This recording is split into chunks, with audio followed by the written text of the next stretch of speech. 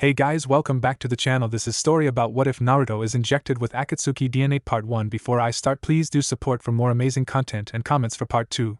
Do consider to subscribe my channel and share my video to your friends and check out the description as well. Let's start the video. Orochimaru was a patient man. In order to be a good scientist, you had to be. It takes a while to get experimental results. And you always had to prepare for the unexpected, like that old fool Sarutobi barging into one of his labs, forcing him to leave Konoha. He had been prepared that night. Everything of importance was sealed up in scrolls, which were sealed up in a single scroll he had hid beneath his clothing. A bit risky, but the only ones alive in the village of Konoha who could actually get in a hit that might damage the scroll were Jiraiya, Tsunade, and Sarutobi. The first two weren't there, and his old sensei wouldn't attack him. Orochimaru knew him too well for that. It was a shame that infants with the Shodame's genes hadn't lived, but that had been a minor setback. Leaving Konoha was not much of a loss either. He'd been toying with the idea anyways. The village had been useful, but for Orochimaru's quest for immortality, there was nothing else Orochimaru could squeeze out of it, not counting experimental subjects, but those could be found anywhere else.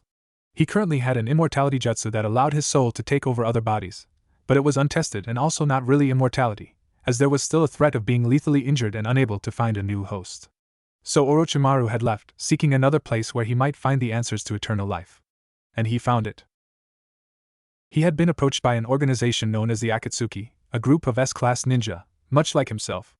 Their goals were a bit strange. All Orochimaru knew that they fought devils, fiends and other hellish critters, which were still swarming the planet. They normally moved in groups of 2, there were regular pairs that normally wandered together, and special occasions where different pairs or even groups would be sent against a particularly strong foe. But Orochimaru wasn't really interested in the organization's goals or setup. The members took too much of his attention. Within them lay the answers he had yearned for such a long time. There was Haiden, an immortal in a literal sense, as Orochimaru had witnessed a fiend similar to a praying mantis had decapitated him, only for the head to start swearing about neck pain. Orochimaru had heard of the near-extinct Order of Jashin, and that its members could reflect the injuries they suffered to their enemies after going through a secret ceremony, but never had he heard that they didn't die with their victims. In their belief, they destroyed their souls in order to send Jashin the ultimate tribute, the soul of their foe. Well, destroyed was not quite correct, seeing that souls were indestructible, but they were shattered, denying them entrance to heaven or hell until they reformed. Once that happened, they were reborn without a trace of who they once were, as the law of gods commanded. The only problem Orochimaru saw was that once the head was severed, Haiden lost control of his body. Also, Orochimaru didn't know if the man was truly immortal, or just immune to a forceful death. The next member, Kakuzu, would solve that problem.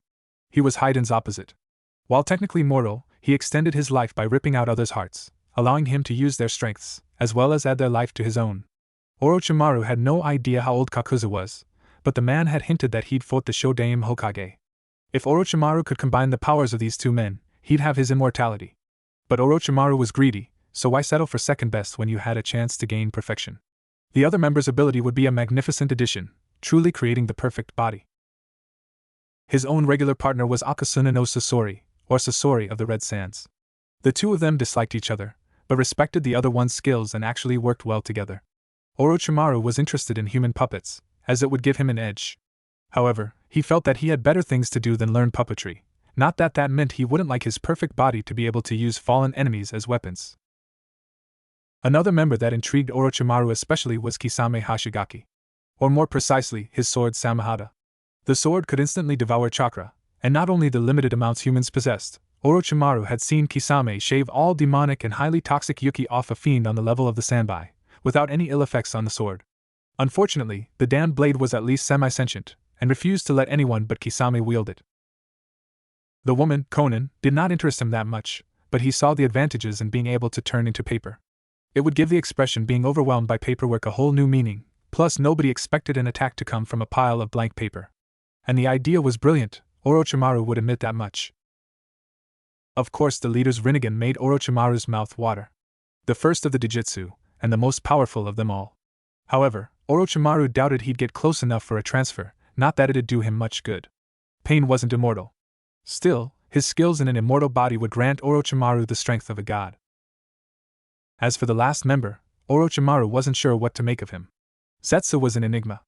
All Orochimaru knew about him was that he could freely pass through solid objects, and cover great distances in seconds. Orochimaru had tried to copy that skill, but the results were moderate at best. Still, He was sure that Setsu could do a lot more than he'd shown. Orochimaru decided that he'd try to get samples from them, while biding his time in hopes that other shinobi would join, so that he may gain more samples. And slowly and patiently, Orochimaru collected his samples. Ironically, the one sample he desired the most was the easiest to acquire, as Haiden left gallons of his genetic material whenever he fought or prayed to his god. For the other samples, Orochimaru had to use cunning. Orochimaru looked at Kakuzu with calculating eyes. The man seemed annoyed. "Why did you call me, Orochimaru?" Said Serpent smirked. "I have something for you." He raised a golden wristband with embedded diamonds into the air. Kakuzu's eyes widened slightly, then his left arm detached and shot forward, black strings connecting it with the main body. Orochimaru reacted instantly, pulling out his kusanagi and chopping the limb off with a single sweep. Kakuzu looked at him. "Are you trying to test my patience?" he asked, obviously annoyed. Orochimaru shook his head. Now, I never said it was for free. In return, I want some information. I heard rumors about an elemental bloodline in Teikakure, and as a former shinobi of that village, you should know." Kakuzu frowned. It was no secret that Orochimaru was interested in bloodlines, but to go this far? Then again, who was he to complain? "All right, give me the good and I will tell you what I know." Orochimaru raised a brow. "How do I know you won't just run off with this? It is pretty expensive." Kakuzu looked at him. "If I started to betray my business partners, the news would spread and nobody would do money-related deals with me." Orochimaru tilted his head, seemingly weighing his options, then he threw the wristband to Kakuzu. Said man pulled out a small magnifying glass that was placed on the eye, the likes every jewel dealer used, and started to look at every single stone. Finally, he nodded. "This is real. To answer your question, there is no such bloodline in Taki, and there has never been an elemental bloodline user serving Take in its entire history." With that, he shined away. Orochimaru waited a while, then he smiled. I know. He had been the one spreading that rumor, and it had served its purpose. He bended down to pick up a number of severed black strings. Amongst what Kakuzu had sent with his arm, there had been a number of loose strings, some of which Orochimaru now collected and sealed in a scroll. With that, the necessary materials were gathered, now for the supplemental ones. Orochimaru had paid a visit to Amigekure, Akatsuki's headquarters after Pain had killed Hanzo. Orochimaru had come to secure the corpse, which he managed, and look for the salamander contract.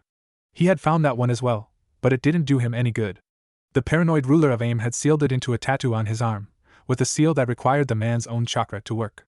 Still, having Hanzo's corpse could only be good, as it probably held a few secrets for Orochimaru to uncover. Sadly, the man didn't have a Kekkai Genkai, only ridiculous amounts of skill. The man had shown that he was a master in manipulating fire, water and lightning, and that he had been a brilliant strategist. Right now he was on his way back, but he was biding his time. Then he heard what he'd been waiting for, the flapping of tiny wings.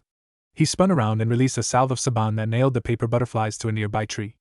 Orochimaru plucked them off the needles, then unceremoniously ripped them to shreds, although he sealed a few larger pieces into a scroll. He didn't have to wait long until Konan, the angel of AIM, appeared. She got straight to the point. "Why did you do that?" Orochimaru chuckled. "Kukuku, while I enjoy spying on people to learn their secrets, I hate being spied on." Konan looked him in the eye, then she slowly nodded. "Don't do it again. I have no idea why you want Hanzo's body, but be careful not to overstep your bounds." With that, she turned to paper and blew away. Orochimaru shrugged. That was one. Orochimaru looked at the floor. A giant open Venus flytrap was in front of him, a man's head and shoulders were sticking out of it, one part of him white as snow, the other one black as the night. This was Zetsu, spy and messenger of the Akatsuki, and he had just given him and Sasori their instructions. Orochimaru smiled and ruffled through Zetsu's hair. "You are quite useful, aren't you?" Then he quickly pulled his hand back, and not a second too soon. The flytrap snapped shut, sounding like a triggered bear trap, missing Orochimaru's finger by a hair's width. Then the two parts opened again, revealing an annoyed face. "Don't pat my head." Orochimaru shrugged. "Won't happen again." Then he and Sasori left as Zetsu sank into the ground. Orochimaru looked at his hand. A few strands of hair were in between his fingers. That was two. Orochimaru and Sasori were in the hardest fight they had had for a long time. Zetsu had completely underestimated the threat this guy posed. While their foe looked like an overgrown mix between a gecko, a rodent and a bull, it could manipulate the earth beneath their feet, making a fight difficult due to permanent loss of footing. Also, the damned beast sent spikes through the ground every now and then, trying to target their blind spots. Sasori was still in what Orochimaru was certain was a carrier puppet, considering he hadn't used a single puppet yet, and having a harder time to dodge. Eventually, the inevitable happened. Sasori took a hit. The strike had been a nasty one, coming directly from below. Sasori had no way of seeing it, and it pierced through the entire body, shooting out of the top of Sasori's body. As Orochimaru had expected, a figure shot out from Sasori's back. Orochimaru saw the true Sasori, what looked like a young man with red hair. Orochimaru was intrigued. From his information, Sasori should be older than that by now. Did the man find his own way of eternal youth, or did he simply have a baby face? Sasori spoke. Damn, he nicked me. And of all the possible places, it had to be there. Orochimaru noticed he was holding his chest, a purplish liquid flowing out between Sasori's fingers, dripping onto a rock on the floor. Orochimaru smirked. Looks like everyone doesn't bleed red after all. Sasori glanced at him. Orochimaru, be quiet. This has gone on long enough, it's time for me to end this. He looked at the fiend. You have taken up too much of my valuable time already. But since you grazed me, you will die by my favorite puppet. He pulled out and opened a scroll that had the kanji for 3 in it. With a poof, a man that Orochimaru easily recognized was leaning on Sasori's shoulders. The Sandaime Kazekage, the most powerful leader Suna had ever had, was now one of Sasori's weapons. Then the puppet opened its mouth, and a black substance oozed out. Orochimaru knew that this was not some sort of blob, but countless metal particles, and if he knew Sasori, the entire thing was poisoned. The poor critter didn't stand the ghost of a chance. Suddenly, instead of the earth, it was standing on a black platform that bound its limbs, tail, and made a choker around its neck while lifting it into the air. With a short tug, the creature was hugging the square platform. All limbs, tail included, were stretched out, pointing away from its body. Then a large block of the black sand appeared above it. Sasori's finger twitched and the 2 black squares shot towards each other, squashing the gecko/rodent/bull in between them like a mosquito between 2 hands. Orochimaru walked over to the rock where Sasori's purple blood had pooled and dipped his fingers in the puddle, not without secretly pulling out a syringe and sucking up as much of it as he could. And I thought that between the 2 of us, I was the one who was into self-experimentation. Sasori looked at him. You don't have a monopoly on intelligence and willingness to sacrifice oneself for his work. Orochimaru shrugged. Perhaps not. He had what he wanted from Sasori, almost. He'd take the scrolls Sasori made on how to create human puppets when he actually left Akatsuki. Everything else would just raise suspicion. Getting a sample of the leader pain was difficult at best, impossible would be closer to the truth. Orochimaru had tried to get it, but he had found out that the Rinnegan had the ability to raise the dead, as secondary bodies, which meant that genetic samples from anything but the original body would be worthless, as the Rinnegan wasn't part of the genetic information of that body. But if that was the case, how could the revived corpse have it? What was different from before the corpse was revived and afterwards?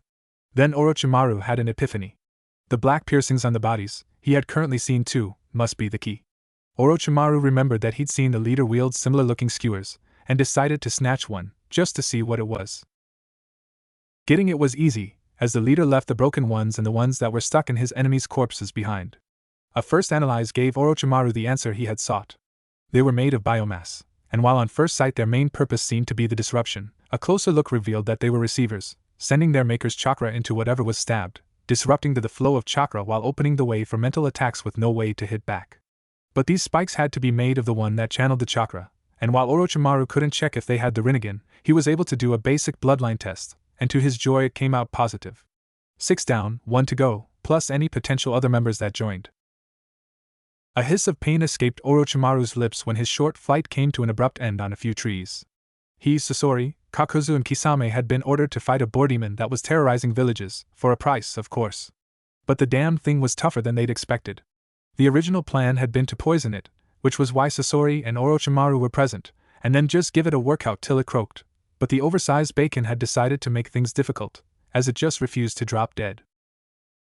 Sasori had retreated, saying that he didn't have anything but his poisons that would be effective against a boar the size of a whale, and that he had already pumped as much poison as was reasonable into the damn thing, and stated that anything else he had with him would not increase the speed of death by a single second. Orochimaru knew that Sasori had a point. He himself had also pumped everything he thought might work into the pig, and the demon had started to stumble, but it was not happening fast enough for the Akatsuki's tastes. Orochimaru had been knocked back by the last charge of the boar, covering Kakuzu, who was peppering the oversized piece of ham with all elements, leaving heavy injuries. The battle was coming to a close. Orochimaru jumped up and charged again, intent on getting vengeance for that involuntary flight lesson. He would call Manda, but as a member of the Akatsuki he had a hard time getting subjects for his experiments as it was. Gathering the sacrifices Manda required would be near impossible. So for now, he was on his own. He jumped, narrowly avoiding the tusks, and plunged his sword into the demon's eye, before ordering it to extend. I'll turn you into wamiri, food cooked by boiling. Katan, Yakuyaba Shikukuba no Jutsu. The boar squeaked in agony as it was slowly boiled from the inside out, not to mention the blade going through its eye into the brain. Orochimaru jumped off, and the dying boar made a last-ditch effort to kill. It charged Kisame and thrusted its left tusk to his midsection. Kisame barely managed to raise Samehada in time to block the vicious attack. But the tusks were harder than he'd expected, as a few of the sword scales were crushed, and one broke off and flew towards Orochimaru, who caught it inches before his eye. Orochimaru curiously looked at the broken scale, knowing that everyone's attention was on the animal-like demon, who had finally dropped to its side and died. Out of curiosity, Orochimaru channeled a bit of chakra into his index finger and scraped the scale over it. The effect was instantaneous. The chakra vanished from his finger, and the scale grew 0.5 millimeter on an edge. Orochimaru smirked. Apparently it was still alive, and Kisame obviously hadn't noticed anything. Orochimaru finally had what he wanted. After years of patient work, he had all the necessary ingredients. Now he just needed to make it work. For that, he needed a base. He had found something promising in Ta no Kuni, soon to be Oto no Kuni, although he'd keep a number of bases spread throughout the elemental nations. He had Kabuto, his best spy, but for waging war, numbers were essential, and having bloodline soldiers would be even better. Kabuto had informed him that a young boy with a fascinating ability had contacted him, asking if Orochimaru, who despite his methods was known to get results, if he could be freed from his curse. What Kabuto had described was intriguing, especially if that curse could be transferred to foot soldiers, making them monstrous powerhouses. Orochimaru had in fact been working on a boost for his troops for a while, but without much success. Enko was the only survivor, but Orochimaru had lost interest in her when she had rejected him. The curse seal just didn't work, but maybe Jugo cells could change that. Little Jugo was God's way of telling Orochimaru that it would soon be time to leave Akatsuki, but not after he had a look at its newest member-to-be that the leader had told them would be there by the time they returned. Orochimaru's eyes bulged. The new member was Itachi Uchiha. The man had fled Konoha after killing his entire clan sans his direct family, not counting the father. Orochimaru knew that the Uchiha were corrupt and lusting for power, traits he respected and liked about them, as it made them predictable. And now the man with the strength to kill an entire clan whose skills were at least similar to his own was a member of Ajatsuki, and therefore for Orochimaru to exploit.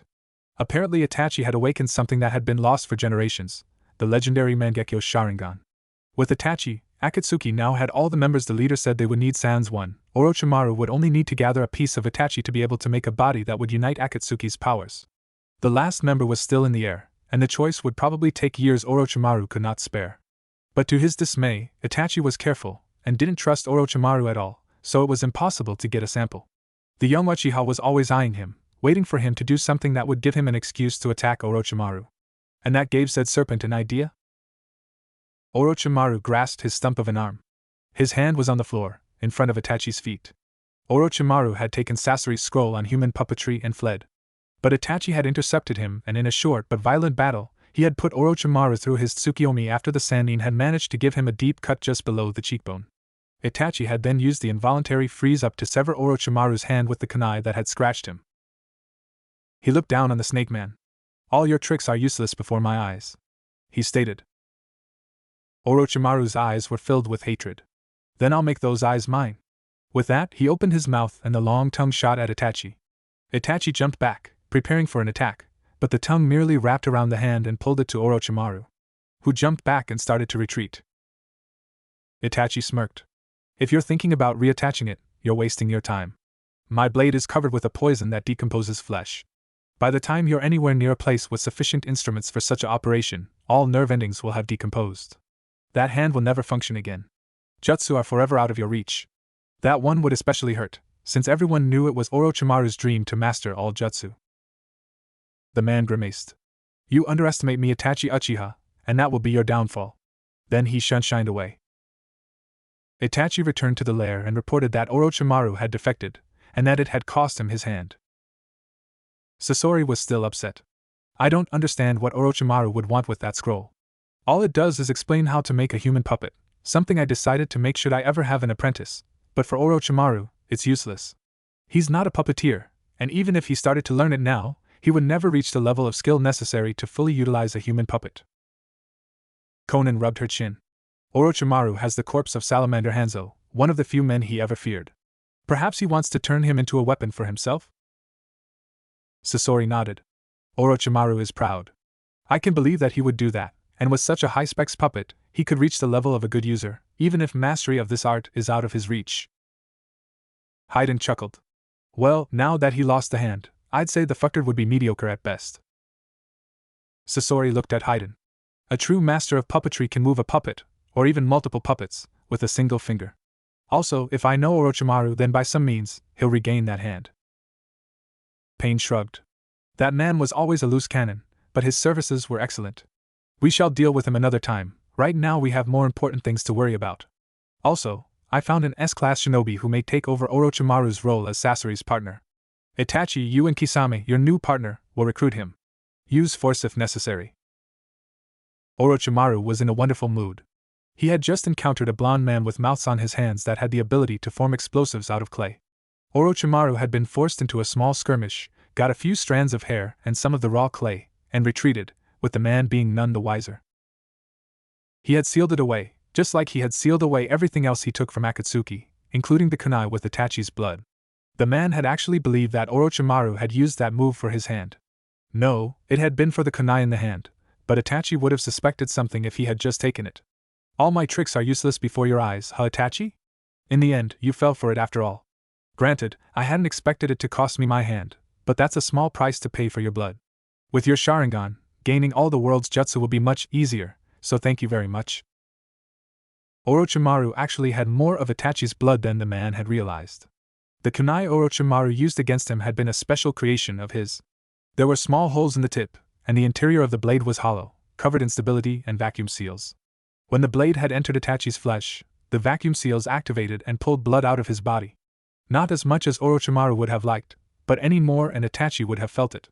Now that he had all the ingredients, he'd find a suitable body, modify it to his needs and take it over. But first, it was time to leave the body he was born with, and move to something better. His perfect host wouldn't be ready that soon, but Orochimaru was a patient man.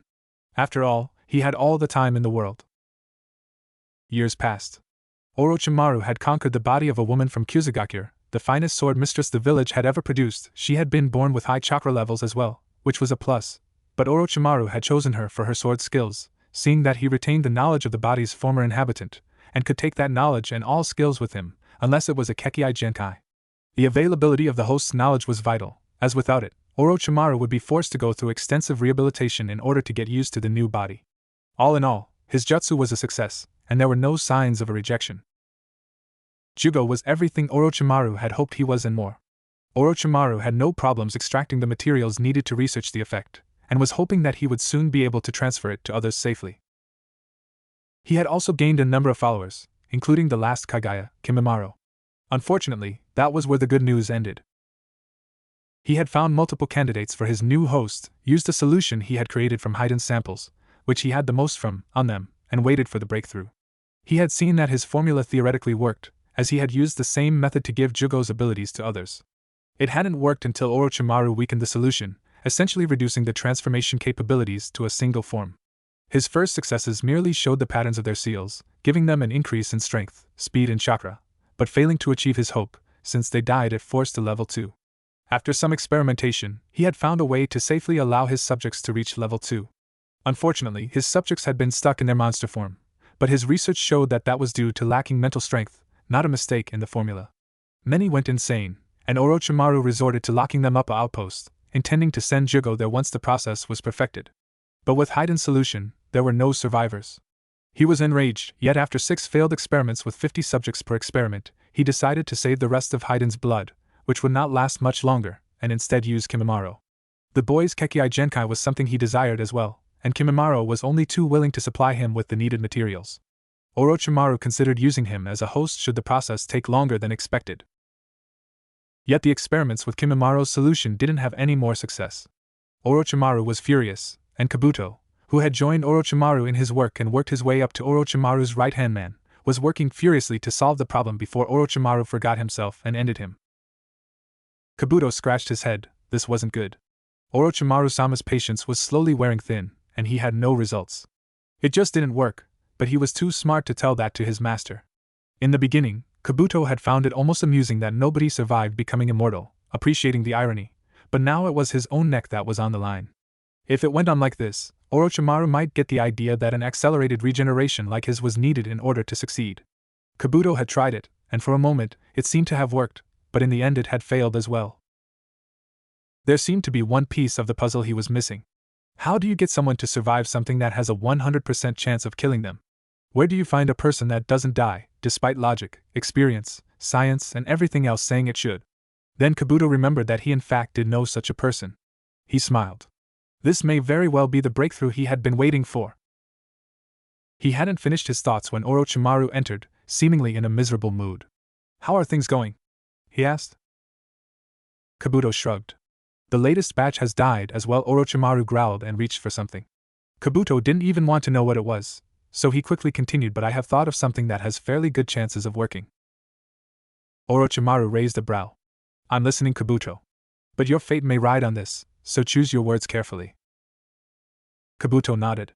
"I have tried using accelerated regeneration to make it work, and the results were better than anything else we ever got. But it wasn't enough. So I had the idea to use someone who not only has a regeneration equal, or even superior to what I can do, but also possesses something that doesn't let him die." Orochimaru glared at him. "And where would we find such a person? What you described is a scientist's dream subject." Kabuto nodded. "Where to find him? Perhaps in the last place you would look, Konoha." Orochimaru snorted. "I would have taken such a person would he have existed there. I squeezed everything out of that village before I left. I even looked at Danzo's route." Kabuto smiled. "But what if that person hadn't been born then?" Orochimaru's eyes narrowed. "What do you mean?" Then it dawned on him. "You're thinking of the Kyuubi brat, aren't you?" Kabuto nodded. "The demon will not allow him to die, and if it sees what we inject as the advantages that they are, it might even improve what we give." Orochimaru nodded. "Yes, the brat would probably live, but what will we do once we injected it into him? Even if he gains the abilities, the demon would destroy me if I attempted to take over the child."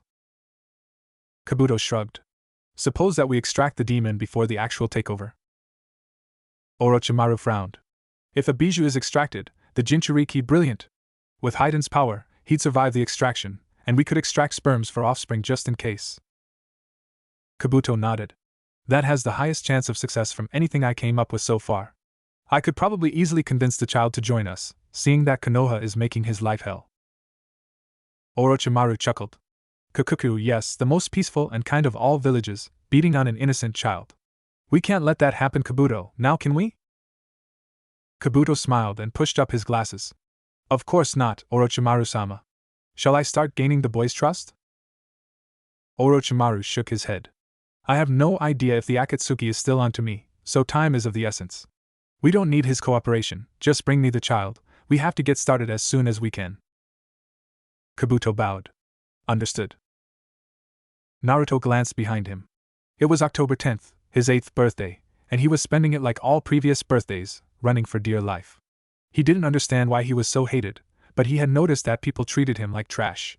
They overcharged him or simply refused to sell him anything. They would take their children away when he approached a playground. They muttered curses and insults whenever he was near, and what hurt Naruto the most, they looked at him as if he were some sort of freak. No, what really hurt the most was the annual mob that gathered and chased him through the village to beat him to a pulp. By now, he knew Konoha like the back of his hand and used every trick in the book to escape, usually with success. He'd then return in the evening, clean up his trashed apartment, and life would go on. But first, he had to escape. Usually, he didn't have to do much. He'd simply run through alleys, squeezing his body through holes that were too small for adults to fit through. But this time, they were more stubborn. There was a man with strange white eyes who always seemed to see him, no matter where he hid. The only way Naruto could explain it was that the man knew the alleys just as well as he did. This would make escape difficult. But he wasn't a prankster for nothing. In the next few minutes, he shook most of his pursuers with an array of basically harmless traps. Garbage dropped on them when they tripped over wires, a short tug on a hidden string loosed an avalanche of empty plastic bottles. The most nasty one was a hive of bees in a barrel that he rolled towards the pursuers, followed by a few doses of itching powder. Eventually, he ran around a corner, then hid behind a dumpster while the remaining 20 mob members ran past it. He sighed in relief and crawled out behind the dumpster, only to look the white-eyed man and two friends. Naruto noticed that the other two wore Konoha headbands, and his heart sank. He knew he wasn't good enough to escape those for long, but he could at least try. He had just jumped up when White Eyes slapped 3 spots on his body and Naruto felt his legs buckle beneath him. He couldn't move his legs. And he had trouble breathing as well. He was so screwed. White Eyes looked at the others. I have to return to the compound. Do whatever you want with the demon. The other two nodded. Sure, thanks for your help, we'll keep him entertained. Then White Eyes was gone, and the other two gave dark chuckles. Naruto desperately tried to stand, but it was no use. The men started by kicking him in the ribs with enough force to slam him against the wall. Kabuto pushed up his glasses. He was not a tracker, or a sensory type for that matter. He should have asked to bring that new girl Orochimaru found, Karen was her name, to accompany him. While she didn't have a sample of his chakra that would normally be needed for a sensor to look for a person, it couldn't be that hard to find a child with more chakra than an Inbu that had traces of demonic energy to boot. But Orochimaru had been in a miserable mood because of the repeated failures, and Kabuto had decided it was best not to test his master's patience. And just calling out for him wouldn't be smart, since he would have a bit of trouble explaining to anyone who heard him what he wanted with a boy he had never met, and the boy wouldn't have shown up, not today. The boy wasn't brain dead, so if he heard anyone call his name on October 10th, the last thing he'd do was answer. No, he'd probably look for a better hiding spot. Frustrated, Kabuto gave the wagon he was dragging behind him a kick. Suddenly a peculiar smell reached Kabuto's nose. He'd smelled it for a while now, but had ignored it since he was used to it. But now he remembered that he wasn't with Orochimaru but in Konoha, and Konoha didn't smell like blood, and neither did the wagon he was carrying. Well, at least not that strong. He followed the scent into an alley, and nearly panicked at what he saw. There was the kid he'd been looking for, nailed to the wall by a number of blades. His limbs were carved open, and there were a few kunai shoved into his neck to keep him from screaming. The two men had obviously used him as a target for their shuriken practice. But what alarmed Kabuto was not that they had cut him open and stabbed his innards, but that they seemingly prepared to finish him off, as one had pulled a dagger and aimed at Naruto's heart. Kabuto's eye twitched in anger. He would so not go back to Orochimaru empty-handed. Before either man had a chance to react, he had pulled out 2 scalpels and sliced the first man's throat, while he rammed the second one into the other guy's brains through the eye. Then he carefully removed the blades that nailed Naruto up first, before pulling out the other ones. He was fascinated when he saw that the boy's internals started to heal as soon as the objects were gone. Kabuto decided that while the boy would probably be completely healed in a minute, it couldn't hurt if he sped things up. After all, he really didn't want to be seen with 2 corpses. Then again, he might have a use for them. He sealed up the first body, then unceremoniously pulled out the scalpel out of the other man's head. He didn't flinch when the eye came out with the blade, and Kabuto simply flicked it into the dumpster before sealing the second body away. Then he focused on healing Naruto. Naruto opened his eyes and looked into a pair of other eyes that blinked in surprise. Naruto jumped back, but immediately felt wobbly and went down to one knee. The boy pushed up his glasses and raised his open hands, the universal gesture for "See, I don't have a weapon." Then he spoke. I didn't think you'd wake up this fast.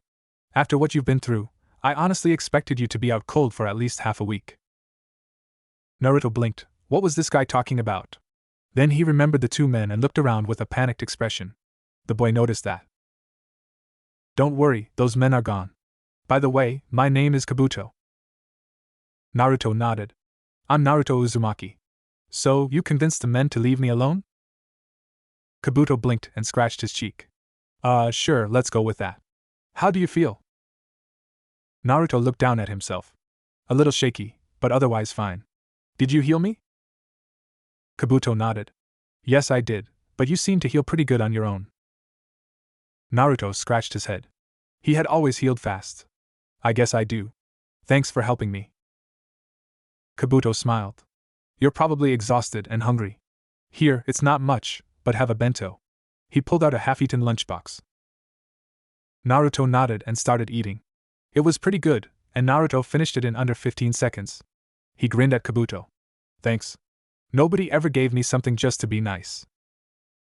Kabuto's smile suddenly looked a bit sad. Sadly, that didn't change since I didn't either. Sorry kid, but better you than me. Naruto looked at him. What are you? He noticed that everything turned dark.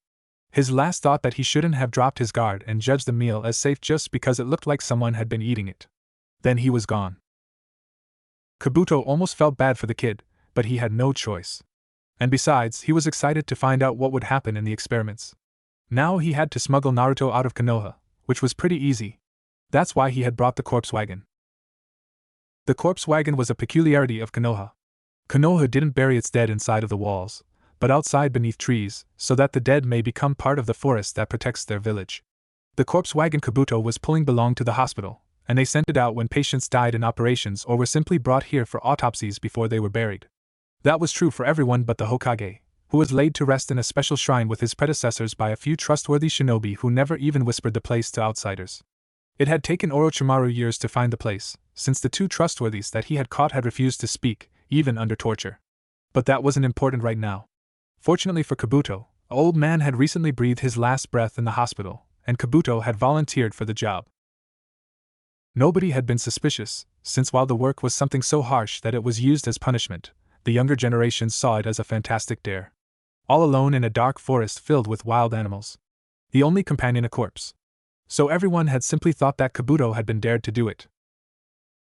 Getting out was easy enough. The patrols checked his ID and let him go. Nobody expected him to be back for a few days since the corpse would have to be buried at least 5 to 10 miles away, and the wagon wasn't fast.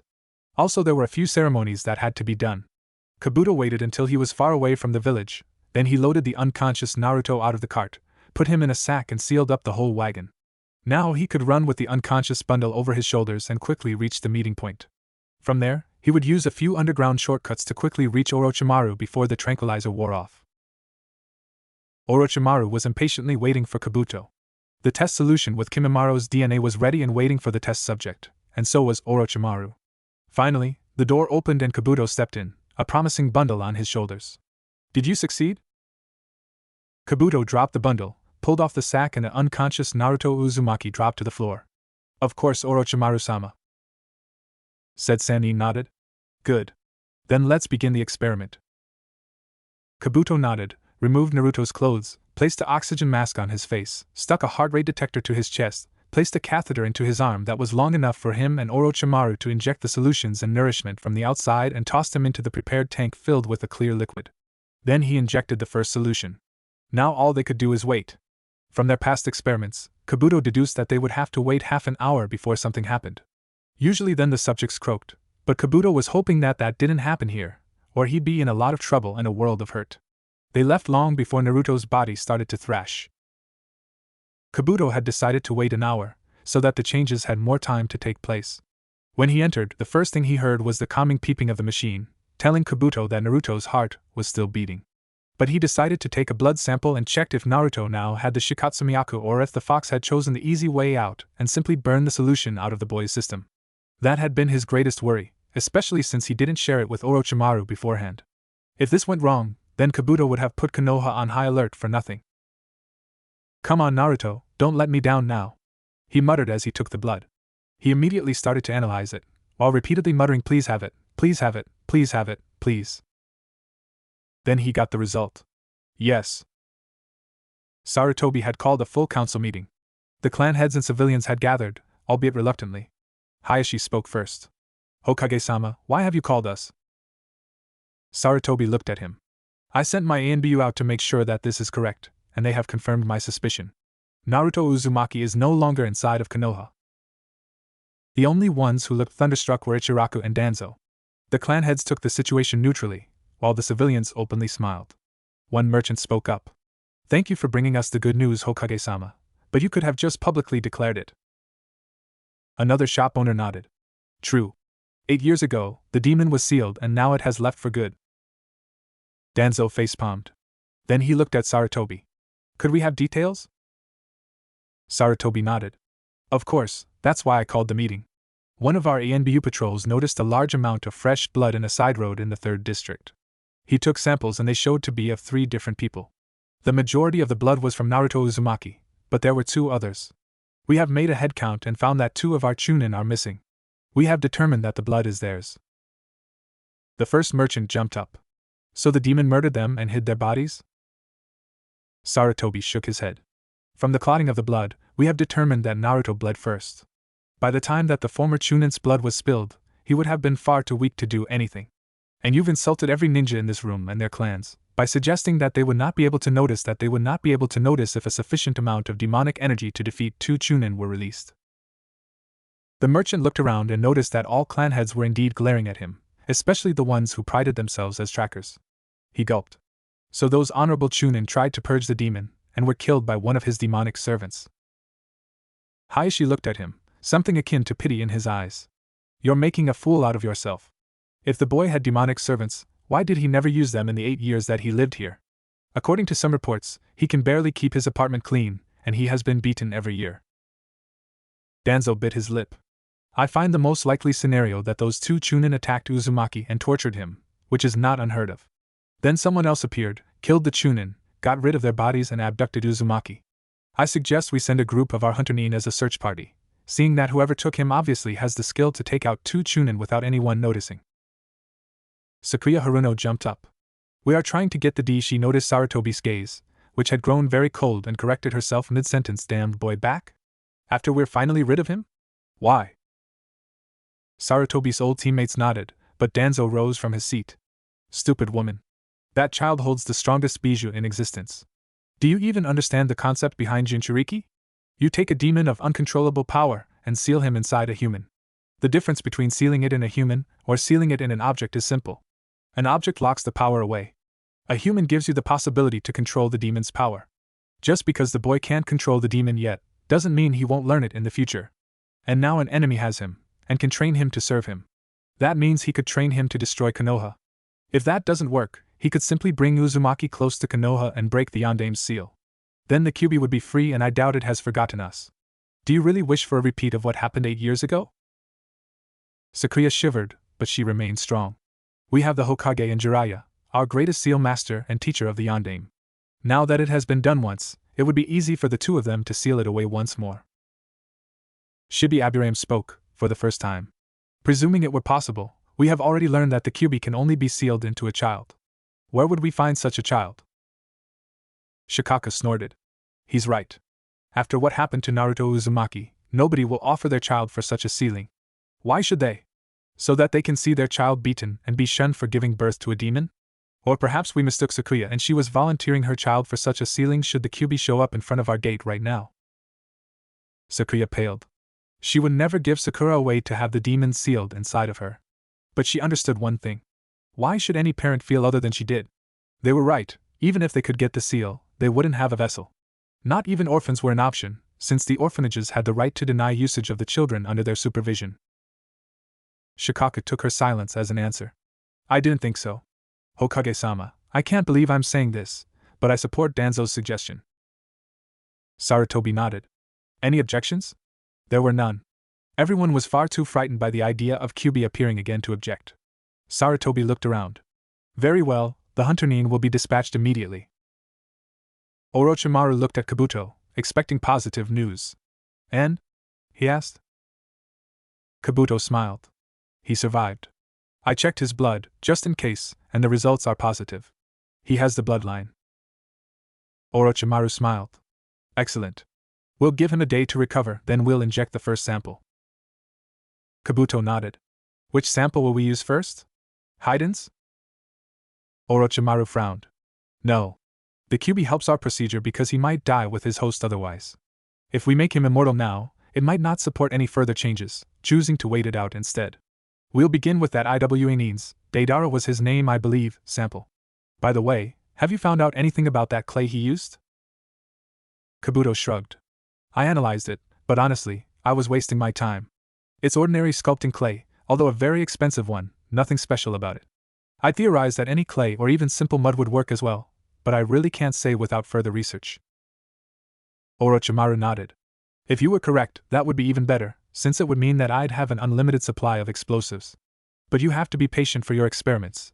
I don't plan on pulling Naruto out of that tank anytime soon. He'll get out when we train him, not sooner. In any case, return to Konoha so that nobody catches suspicion. Return once it's safe for you to do so. Kabuto bowed. Understood. Sarutobi looked outside his window. It had been a week, and there was still no news about Naruto. The hunter nins had swarmed, but they had to return empty-handed. There were no traces of the boy, and nobody had seen a blonde child with whisker marks. The reaction of his village had been a disappointment as well. They had started an extended celebration in response to Naruto's disappearance, setting his apartment on fire and destroying anything that belonged to him. The Ichiraku's, Konoha's best ramen shop, had closed for the duration of the celebration and openly refused to serve those who celebrated. One of the men who had tried to get served on the first day of celebration had openly stated that on such a happy day, they deserved some good ramen to celebrate the demon's disappearance. Ichiraku's daughter Ayam had swiftly reacted by taking a pot with still hot oil and poured its content over the man's head, before grabbing a hot frying pan and ordering everybody to leave within 10 seconds, or else. While that reaction warmed Sarutobi's old heart, he was still bitterly disappointed. Reactions like that should have been the rule, not the exception. Even Kakashi had taken the information with a shrug, although he had started to drink more, and seemed a lot more willing to punch people in the face. Everyone had their own way of dealing with grief. The only other person to truly miss the blonde was Hinata Hyuga. The young heir had liked the boy for a while, ever since he actually managed to prank the entire Hyuga clan and taken his punishment with a smile. She had locked herself up in her room and refused to open it for anyone. Perhaps it was time to send Kushina a long overdue letter, asking her for forgiveness for lying to her about her son. The results of that action would probably be ugly, but he couldn't take the guilt of lying to her any longer. He had kept quiet because at the time, Kushina's mental state after hearing about her husband's death had been questionable, and she might have been a danger to her child. Although he seriously doubted that Kushina would see it that way. Sarutobi grabbed for his pipe. God knew he needed it right now. It had taken almost a month for Kabuto to return to Orochimaru. In the meantime, the Sannin had injected 3 more samples into Naruto. The next time Kabuto saw him in his tank, the boy had mouths on his hands, his closed eyes were now rippled, and his flesh consisted of a number of black threads. Contrary to his former comments, Orochimaru had taken Naruto out of his tank a few times, after every procedure to be exact, to analyze him. He had also brought Karen, who had started to gain interest in medical research, to better evaluate his chakra flow. Orochimaru had discovered that while Naruto seemed to consist of nothing but threads, eyes, a heart, a brain and the 2 mouths on his palms, he still had a skeleton, which was much tougher than a normal human's. He deduced that it had something to do with the formerly injected bloodline of Kimimaro. The Kyuubi seal had wandered to the boy's heart and engraved itself there, probably to avoid being destabilized by the constant mutations. The girl, Karen, had noted that Naruto's chakra flowed in completely different patterns every time they injected something new. At first, new chakra coils had developed in his arms, hands and palms to support the required energy for the new mouths. Then the coils around his eyes had thickened, to allow the Rinnegan to function. And now that he consisted of threads, the chakra in his body seemed unpredictable, sign there no longer were real coils. Karen had found it fascinating. Kabuto on the other hand was worried. This was all proceeding too fast for his likes. They had no idea what exactly was happening, and Kabuto was honestly worried that Naruto's body would eventually be unable to keep up with the required mutations at this pace. He had shared that worry with Orochimaru, asking him to slow the pace of new injections, but the Sannin waved him off. Apparently, he could hardly wait to have the perfect body, since he wanted to train the boy a bit before he claimed him as his own. Still, Kabuto had a bad feeling. And he would be proven right. They had injected Conan's sample into him 2 hours ago, and Kabuto came to check on Naruto. The moment he entered, he felt that something was not right. The machine showed that the boy's heart rate was much higher than it should be, but still within acceptable bounds. Still, Kabuto felt that something was wrong, and he looked into the tank. At first sight, he couldn't see anything out of the ordinary, and turned to take a blood sample, when he noticed the anomaly. The liquid around Naruto's right knee was a bit murky. Since that knee was facing away from Kabuto, he walked around the tank to see what was wrong, and he froze. A portion of skin on the knee, as big as Kabuto's palm, was missing. A few threads were in the water, showing the naked bone. But what shocked Kabuto was that both the threads and the bone looked to be decomposing. And unlike any previous experiments, the wound was not instantly shrinking. Kabuto suspected that it was in fact getting bigger, just too slow to see it with the naked eye. He ran towards Orochimaru's chambers. Orochimaru was currently discussing medical ideas with Karen, who showed a remarkable talent in that field of expertise, when Kabuto barged into the room, clearly agitated. Orochimaru frowned at him. "What is it, Kabuto?" Kabuto took a second to take a breath, then he answered, panic in his voice. "Orochimaru-sama, it's Naruto. He's decomposing." Orochimaru's eyes widened. "What?" Kabuto's hunch had been correct. In his short absence, the hole in Naruto's knee had widened 0.5 millimeter. A short calculation gave him the result that they had roughly 4 days until he had completely decomposed, and only 2 days to save his life. Orochimaru was fuming. "What is going on?" he shouted. Kabuto shrugged. "I don't know yet, I informed you as soon as I saw the damage."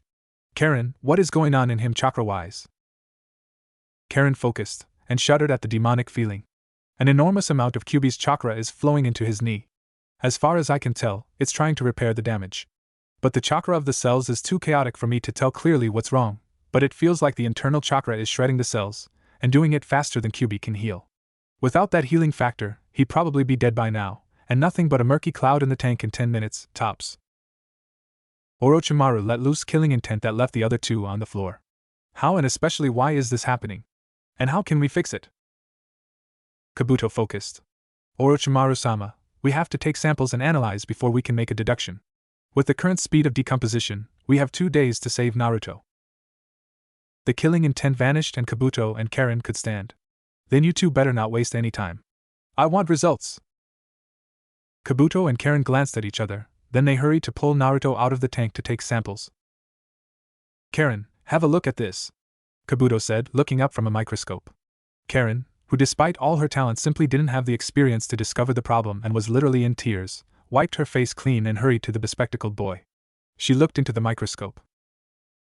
The cells were twisting, bending, contracting and stretching, all at the same time. Eventually the individual cells couldn't resist the strain and popped. She looked at Kabuto. It looks like they're trying to do too many different things at once without being able to handle the strain. What could have caused it? Kabuto scratched his head. Let's see. He was fine the last time we checked, so what changed between then and now? Karen frowned. We injected a new sample into him. Do you think his body couldn't adapt to it? Kabuto shook his head. No, if he can survive having the Kekkai Genkai of the Kagaya, that alters the entire body, injected, there's no reason why he wouldn't be able to adapt to any other one. Karen sighed in frustration. We injected a sample that should turn his body into paper. At which step is the problem? She drew a few sketches of how a body's transformation to paper would probably work, how his skin and internals dissolved into thin sheets. Kabuto glanced at her sketching with modest interest, then he froze. His eyes widened. That's it, he stated. Karen looked at him. What's what? Kabuto pointed at her sketches. The mistake you made in those sketches are probably the reason for our problem. Karen frowned. Mistake? I find my work plausible. Kabuto nodded. Yes, on a normal person, it would probably look like that. But Naruto is not a normal person. Karen looked at her sketches, then her eyes widened. Naruto doesn't have internal organs and flesh. His body transformed it into black threads. She whispered. Kabuto eagerly nodded. Yes, and now his cells are getting contradicting orders. Transform into thread is met by transform into sheets of paper. The cells are trying to do both, but they can't, so they destroy themselves while trying. Karen nodded. That sounds correct. But that leaves one question. How are you going to fix it? Orochimaru asked. Kabuto and Karen glanced at each other. Finally Karen spoke. We went through multiple scenarios, but most didn't work since it's impossible to extract the solution to undo the damage. After much debate, we came up with a solution that might work. Orochimaru raised a brow. And what would that be? Kabuto gulped. We inject him with Jugo's DNA. Orochimaru frowned. You say the problem is that the cells can't mutate into multiple things, and your solution is to add one more thing to turn into? Karen swallowed her fear. Let us explain, Orochimaru-sama. Jugo is unique since his flesh can constantly mutate into anything he wants. If we add that as a buffer, then Naruto's flesh should be able to change into threads, then into the mutating flesh and then into paper. He would not be able to transform completely into both at the same time, but it should work. Orochimaru nodded. We have the genetic material, but it will take a day to change it into a solution we can inject. Let us start immediately. They had worked as fast as they could, and Jugo's samples had been surprisingly unwilling to turn into the desperately needed solution, but in the end they had managed. Now they were in the room with Naruto's tank. The boy had decomposed all the way to the hip, the decomposition on his left side reaching the 3 lowest ribs. His fingers had also halfway eroded away by now. Kabuto injected the solution, since the arm with the catheter was thankfully still intact. Karen frowned. Nothing's happening. Kabuto took a deep breath. It takes a while for the solution to spread through the body. In an hour or two, we should be able to see results. Good ones or bad ones. Kabuto mentally added, but was smart enough to keep his mouth shut. An hour later, when he entered the room again, Kabuto was greeted with a most fortunate sight. Naruto was peacefully floating in his tank, completely intact. Kabuto felt utterly relieved. His head was safe. Orochimaru had learned from that near disaster, and said he would wait with the next solution for at least 2 months. In the meantime, they would study the samples they took to see if there was anything unusual that might endanger his future host. But everything seemed in order, Jugo's samples actually improving the entire design. Naruto now had internals and chakra coils once again, though they were not desperately needed, and his chakra had actually calmed some. That had actually solved a potential problem Orochimaru had seen with Haiden's gift. The man reflected damage to his opponents. How would Orochimaru damage the opponent's internals if he himself had none? But now Naruto had internals when he needed them, so that was no longer an issue. 2 months had passed without any sort of problem, so Orochimaru decided it was time for the next shot. But just to be careful, he had chosen the sample of the only Akatsuki member that had no physical anomalies, Sasori. The process had gone without a hitch, and Karen confirmed that something had changed. Naruto's chakra was now completely calm, flowing through his body like a strong current, but without a single obstruction or chakra spike. His control would most likely be light years above what it was before. Orochimaru smirked. Since we will make longer breaks between giving him the injections, we should begin to train him. Puppetry is not a Kekkei Genkai, so I want him to master it as soon as possible. They learn better when they start young. Kabuto nodded. Honestly, he was itching to find out what the boy could do. They had already organized a number of puppets, and materials for human puppets, together with a few corpses of mid-class shinobi. They wouldn't give away a precious corpse until they knew that it would be a success. Kabuto looked at Karen, who had been ordered to take care of Naruto together with him. This will probably be quite tiring. Karen raised a brow. Why? All we have to do is teach him how to form chakra strings, and give him motivation for figuring the rest out. Kabuto sighed. That would work, right up to the point where we want him to make a human puppet. Karen tilted her head. Why, we give him the scroll and wait till self-preservation makes him overcome any morals of cutting up corpses. Kabuto face-palmed. The boy was a pariah in his village, what on earth makes you think he can read? Karen gaped. The kid is 9, and he can't read? He was 8 when he was awake the last time. Kabuto reminded her. She groaned. Great, so we have to teach him how to read? Kabuto shrugged. Looks like it. But for now, we have to get him out and wake him up. They pulled him out of the tank, removed the mask that had supplied oxygen and a tranquilizer. Kabuto grimaced. Remind me to request that this thing is cleaned more often. It hasn't been off once since we originally put it on. A few more months, and the air hole would probably have grown shut. He dropped it. Karen took 5 steps back. You. Kabuto, please clean his face. Without the Kyuubi, he probably would have died from infection by now. I'll wait for you in his designated training room. Looks like I'll have to get some books too. Some stuff for beginners, but the majority will be medical texts. They'll be better when he reads the scroll anyways. Kabuto waved his acknowledgement, and carried Naruto to get washed and dressed. When he brought Naruto, now dressed in a simple shirt and pants, into the designated room, Karen was already waiting for him. Kabuto dropped Naruto on the makeshift bed, a pile of hay. Then they started discussing what they'd do with the boy. Orochimaru wanted results, but he wouldn't get those if the boy couldn't read the instructions. Their thoughts were interrupted by a groan. They turned their heads and saw Naruto twitch. Then, for the first time in over a year, Naruto Uzumaki opened his eyes. Naruto slowly opened his eyes. He was in a room that seemed literally split. It seemed friendly at first, it was clean, the colors were bright, and the straw he was laying on was better than some of the other things he had used as beds, especially the one in the orphanage with all the springs that Naruto had noticed were regularly sharpened sticking out. The dark part of the room was the far end, since instead of a wall with a door, all there was were bars that seemed to glow. He was in a prison. How do you feel? A voice asked.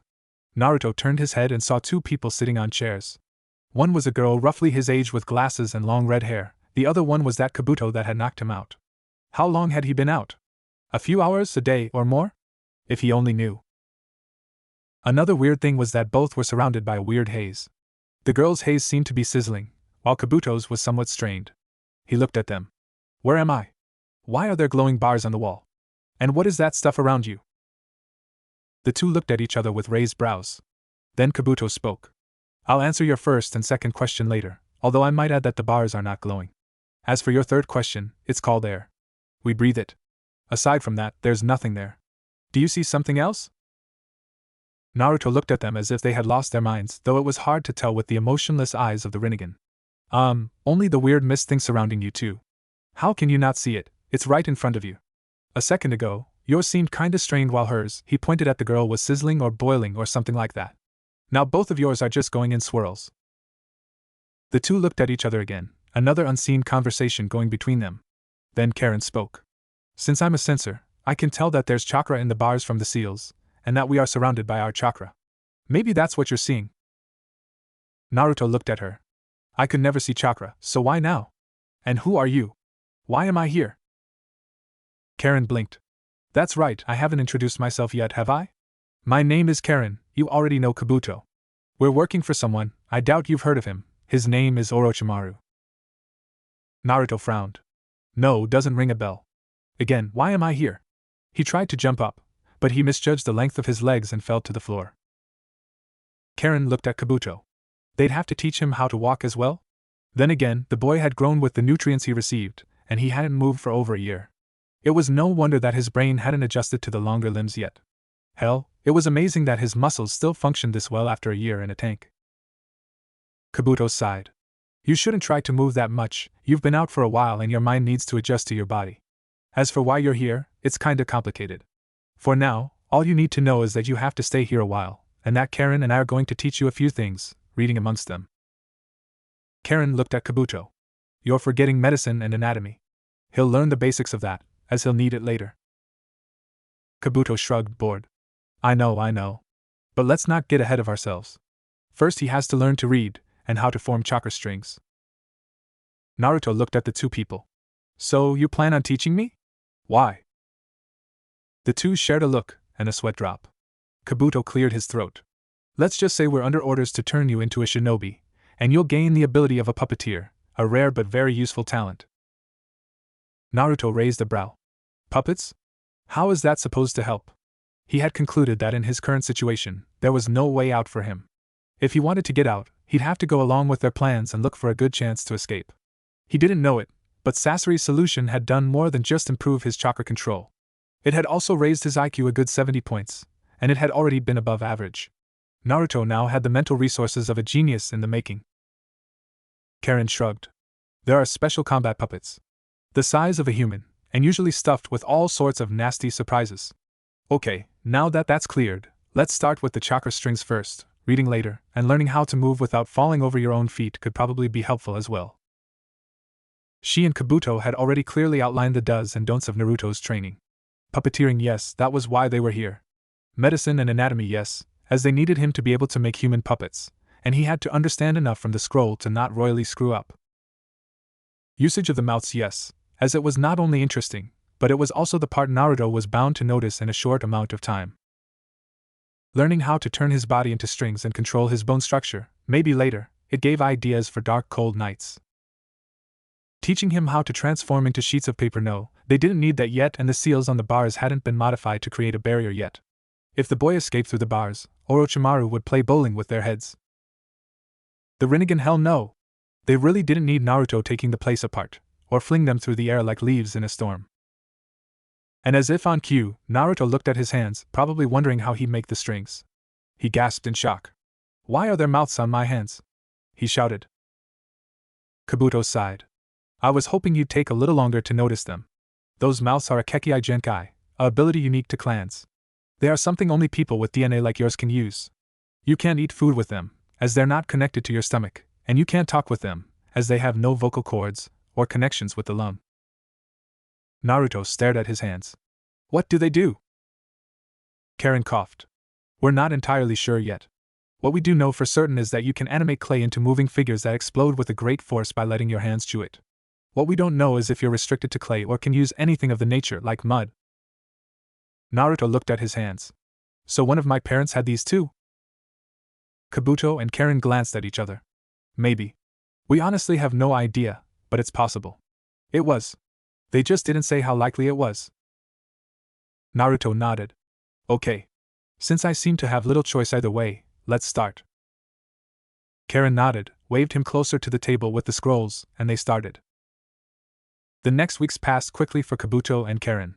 Naruto was an amazing student if you could answer his questions. He only needed something explained once to memorize it, and his imagination was almost scary. Not only could he come up with ingenious and crazy plans, but he could picture things to a mind-baffling degree, as he only needed to look at the pieces for a minute to put a 1,000-piece puzzle together, without making a single mistake or a moment's hesitation.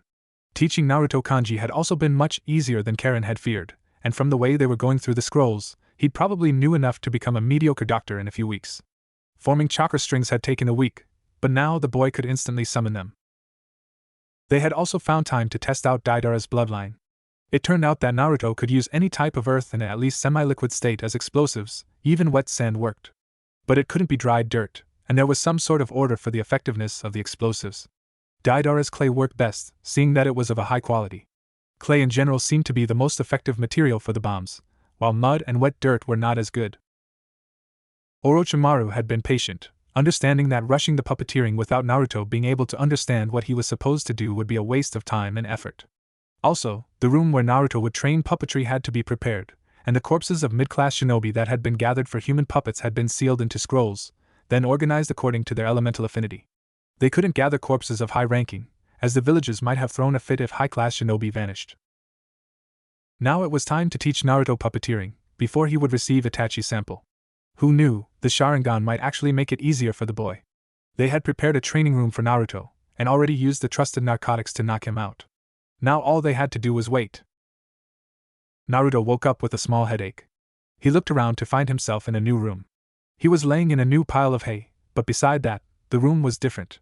It seemed colder, and instead of a table where Kabuto and Karen were waiting for him, he saw a large workbench filled with parts of puppets and other materials. On the other side, there seemed to be a table for operations including scalpels and other medical instruments. There were a few medical scrolls and one that said human puppetry. The opposite wall was another set of bars, but there was an opening. Not big enough to slip through, but his arms would fit through. Behind the bars, there was a man-sized puppet laying on the floor, while to the far wall Naruto could see a table with food and a jug on a stone basin filled with water, everything far beyond his reach. He immediately understood that if he wanted to eat and drink, he had to make the puppet get it for him. He immediately extended chakra strings to the puppet, only to see them bounce off an invisible barrier inside the opening. What the hell? He muttered. Had he been wrong? No, it made sense. Perhaps the barrier had been made to prevent Naruto from cheating, like assembling a long straw for water or something like that. He approached the opening and reached for it. Nothing happened, so Naruto stuck his arms in the opening and tried again. This time, the strings connected to the puppet without a problem. The problem came afterwards, when Naruto suddenly realized that he didn't know how to control the puppet. But there was only one way he'd get it, and that was trial and error. Naruto already felt that his throat was dry. He had probably been unconscious for hours before he woke up here. He needed water. He moved each finger to see what it did, then he tried different combinations. The puppet twitched like mad, but there was no control whatsoever. This would take a while. Kabuto and Karen looked into one of Orochimaru's observation monitors. It had almost been 2 days, but Naruto had succeeded in moving the puppet to supply himself with food and water. And to their satisfaction, after he had eaten and drunk, Naruto continued to tinker with the puppet. They would inject Itachi's sample into him soon, and the better the boy was with the puppets, the better he'd get in the future. Right now, the puppet was almost as agile as a normal civilian, just a little stiff. They'd also need the downtime to redecorate the training chamber for puppeteering. They had developed a clever schedule that would turn Naruto into a puppeteer that even Sasori would respect. Right now they were working with him on multiple levels. The room where they taught him to read and the room where he worked with puppets were connected through a tunnel, so that Naruto could work on reading with them, and on puppets in the other room. Soon Naruto would build his first human puppet. Naruto's next awakening was less pleasant than the former ones. He had an itch in his eyes, and his vision seemed to have changed again. He could still see the weird haze around himself, but now he also saw things much clearer than before, especially movement. Unknown to him, 3 tomo were around his pupil, and a few shadows seemed to be in some rings. He saw that he was in the puppet room again, but this time, there was a note. He opened it. You will build your own puppet this time. The materials are on the workbench, together with instructions. The difficulty of your task has been upped. You will also repair any damages to the puppet. That was it. No introduction, no signature, just these instructions. But Naruto knew that he had little choice, and turned to the workbench. The instructions were clear and easy to read, but it was still an exhausting and strenuous job, and Naruto often scraped his skin, cut himself, pulled splinters out of his skin and squashed a finger. And the wood he was working on already had the basic shape of a puppet, only requiring few modifications. When Naruto finally succeeded, he decided to test the puppet in here before sending it into a situation where it might get destroyed. He was slowly getting the hang of it, and after a few hours, he could move it fluently, so that without the wooden clacking, an onlooker would have sworn that it was not a puppet, but a good genin that was moving around. Naruto had also noticed that he could get the puppets to float, and tried to improve on that, although it could still use a lot of work. But by now, he was hungry, and with working and training, he had sweat out precious liquid. The bars now had another opening through which Naruto could push the puppet, but this one seemed to be the opposite of the one he stuck his hands trough. When he touched the empty space, the barrier had come to life and burned his fingertips. It had healed after a few seconds, but it still hurt. Naruto learned from it, and pushed the puppet as far as it went without risking contact with the invisible barrier. Then he stuck his hands through the upper opening, and used chakra strings to pull the puppet completely to the other side before making it stand up. Now he looked at the room and noticed that it was now much larger. Also, there seemed to be a number of dark corners out of which traps could shoot. Naruto carefully moved the puppet towards the desperately needed water, waiting for ambush, but it seemed that whoever was controlling the traps was willing to give him one free shot to get at least some of the needed nourishment before they got serious. Naruto made the puppet grab water and a slice of bread before making it go back. Again it got to him without a scratch and handed him water and food. But when Naruto sent the puppet for more, the traps sprang into action. A guillotine-like blade dropped from the ceiling, and Naruto only barely managed to get the puppet back in time to save it being chopped in half. As soon as he tried to use the opportunity that the blade was down, spikes shot out of the floor, grazing the puppet. Naruto's brow twitched. A single thought was going through his head. After all the blood, sweat, and tears I put in that puppet, you are so not going to just trash it? His hands' motions became furious as the puppet started to dance around the numerous traps that sprung. In his furious focus, he didn't even consciously notice when he took one chakra string off his puppet and glued it to a bladed boomerang that was headed for the puppet to make it veer off course with a twitch. Kabuto and Karen, on the other hand, didn't miss it. Karen looked at Kabuto. Should we start with multiple puppets? Kabuto frowned. He would have liked to get the entire puppeteering thing over with quickly, since Orochimaru had finally agreed to let Naruto train his other bloodlines once that was mastered. But he had also made it clear that he felt no need to go deeply into normal puppeteering, as human puppets were all he was really interested in. No. Orochimaru-sama has little interest in normal puppetry, so we'll allow him to improve on using a puppet, and since he started writing down ideas for stuff to hide in puppets, we'll let him improve on that as well. Then we'll have him create human puppets, learn to use them and their affinities.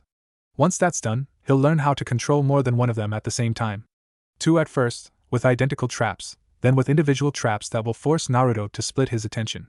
Once that's done, we'll increase the number of puppets until he can control 10 at the same time. Then, as Orochimaru-sama instructed, he'll learn how to move while controlling his puppets. Karen looked. Let me guess. He'll learn the hard way? Kabuto shrugged. Unless you have a better idea. Karen sighed. No, not really. Naruto looked around. He was in the room for puppeteering, but things had changed. The connection to the other room was blocked, and his puppet was missing. There were materials for a puppet, but something was off. The operating table seemed to be polished, the medical instruments more numerous, and a number of other devices of unknown function standing around it. On the workbench, there was a small stack of scrolls and another note. He opened it. Again, you have what you need. To understand what you're supposed to do, read the scroll labeled Human Puppets. The traps have been deactivated while you get used to the new puppet. Also, you have 1 gallon of water, a small loaf of bread and 3 fruits as provisions for the time during the making of the puppet. Naruto frowned. What the hell was this supposed to mean? He knew about sealed objects, Kabuto had told and even showed him, but what could be in those scrolls that was different from what had been on the workbench beforehand? He decided to go for the scroll with the instructions first. He grabbed it, opened it, and began to read. His eyes wandered down the lines, his face growing paler the further he read. After 10 minutes, he was pale as a ghost, but he had read the entire scroll. He grabbed one of the scrolls on the workbench, unrolled it on the operating table, and unsealed what it held. He was not surprised to see a human body laying on the table before him, although he was shocked to see that the body looked to have been barely 16. Dark skin and long black hair was spread around his head like a black halo. Naruto resealed the corpse, tears in his eyes. All the strange devices suddenly gained function for Naruto. That one drained the body of blood and other liquids. That one made skinning the body easier. That thing was a special bone saw for the skull. The scalpels were so that he could remove the innards and replace it with the materials for a puppet. Everything made perfect sense in a very sick way, even why he learned reading with medical texts. Thanks to the scroll and his lessons, he knew exactly what to do to make a human puppet. The only thing he was lacking was practice, which was probably the reason there were so many scrolls. In case he didn't get it right, he would have more to work on. Naruto slumped together next to the operating table, leaning against the wall for support, while he buried his face in his hands. What was he supposed to do now? They wanted him to cut up this boy, who he had never seen before, to gore him, to desecrate the corpse by skinning it, bleeding it dry and removing what had given this human life, and make him a tool. Everything inside of Naruto refused to do it, but he knew that he would eventually have no choice if he wanted to live. Still, right now, Naruto just didn't have the strength. "How's he doing?" Kabuto asked without looking up from his book. He was studying some plans for the near future. Karen looked up from her medical texts to glance at the screen. Still no change. He's just sitting next to the table, staring into blank space. He should get started soon. He ran out of provisions a day ago. Naruto had been in there for almost 4 days now. On occasions he had stood up, ate, looked at the instructions for making a human puppet, taken some instruments into his hands or stared at the scrolls with the bodies. But he had not done anything. Yet. But they knew it wouldn't be long until the boy caved into thirst. The fact that water flowed into the chalice making soft noise that would be maddening in the silence of the chamber was wearing the thirsty boy down quickly. And indeed, Karen saw that Naruto had grabbed a scroll and placed the corpse on the operating table. He checked the instructions again, before moving to attach the dehydrator to the body. Then he grabbed a scalping knife and some other gimmicks for removing skin they had supplied him with. Naruto gulped. He didn't want to do it, but the thirst was killing him. And the corpse wouldn't care what happened with it, since Naruto doubted whoever was pulling the strings in the background would just bury them if he refused to do it and died. That was the main reason he moved to turn the corpse into a puppet. He simply didn't want to die. It was the same boy he had unsealed before. When he touched the dead boy's head, he blinked in shock. He had just flashed through a number of images, gaining knowledge about this poor soul. This boy, his name was Kira, he was, or had been, a low chunin of Kyuubi. His dream had been to become the strongest and best Raiten user in the world. He knew a few Raiten and chakra control exercises, but besides that, Naruto didn't get much else. Only that the boy had died from a saman, probably poisoned, to the neck, dying alone without even getting close to fulfilling his dream. What the hell was that? He mentally asked himself. Now that Naruto knew something about who he was going to gut, it was much harder to do this. But after a moment's hesitation, Naruto gulped and started peeling off the skin. He felt sick and knew that a part of him had just died. Kabuto whistled, impressed with the boy. He had managed to keep his stomach's content, albeit barely, and was making pretty good progress. Of course Kabuto couldn't see all the details of what was happening, but what he saw made him believe that Naruto seemed determined to get it right on his first try. Probably for some sense of duty to ensure the boy didn't die in vain or something, but if it motivated Naruto, who was he to complain? After another hour, Naruto was done. The first human puppet the boy had ever made was laying before him. In a fit of inspiration, Naruto had done some things that weren't written in the scroll, just to see if it worked. He extended the strings and Kira moved. It was a bit different than a normal puppet, but Naruto could move him and would probably quickly learn to master using him. He gently pushed it through the lower opening and made it get him food and water. Then the puppet returned to him, and Naruto fell asleep, dead tired. The further training had gone extremely well, Naruto mastering making the puppet use elemental and non-elemental jutsu quicker than Kabuto would have dreamed. Of course he didn't know that was mainly due to the fact that Naruto had seen how to create and use elemental chakra and jutsu, although he never showed any jutsu, since he knew he was being watched. They had given him orders to make more puppets, until he had 10, 2 of each element. His second lightning puppet was a woman who could have been Kira's sister, although they weren't related. Her body had begun to change, puberty finally taking hold on her when her life had ended, giving her a Kyuubi body with BC cup breasts. Naruto had been embarrassed to look at her naked body, but it was not like she could mind. The girl, whose name happened to be Akira, had been stronger than Kira, though not by much. His earth puppets were both male. One was a redhead in his late 30s named Heiji, while the other one, Doman, looked to be at least 80, with gray hair and a long beard. The old one was actually a former hunter nin from IWA that had retired and left the village, so he was particularly strong. His fire puppets, a man and a woman, both in their late 20s, were from an unknown village that was equal to the Uchiha when it came to Katan and known for the green hair of its inhabitants. Since they were both Nukenin, there was little risk that someone would look for Kyra and Hamira. Kazemaru and Fuka, his wind puppets, had been twins, and the only way to tell them apart if you didn't see their figures would be that the brown hair on Fuka's head was longer than Kazemaru's. His first water puppet, a roughly 25-year-old woman with long blue hair, was nothing special, a ordinary chunin from Kyuubi, although she was as strong as a low-ranking jonin. Her name had been Tsuyumi. But the second one was out of the ordinary. It was the first bloodline puppet Naruto had ever made. It was also one of the hardest things he had ever done, since the boy was even younger than him, only 7. Tsuyukito had been born with the Futenkekei Genkai, also known as boy release. As a result, he had been born by parents who had fled from the bloodline purges and went into hiding. Eventually, the father and his innocent, bloodlineless wife had been found and beaten to death, giving their last gesture of love by not saying a word of Tsuyukito's hiding place. A pale man that had called himself Orochimaru had approached the boy, asking him to join, but Tsuyuki had refused. The man, obviously angered, had poisoned him and tried to force him to join.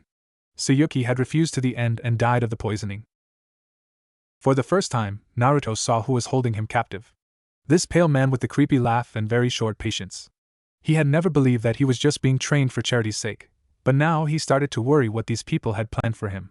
He was also starting to doubt that his shifts in vision and other irregularities he had noticed were of a natural cause. But for now, he could only play along.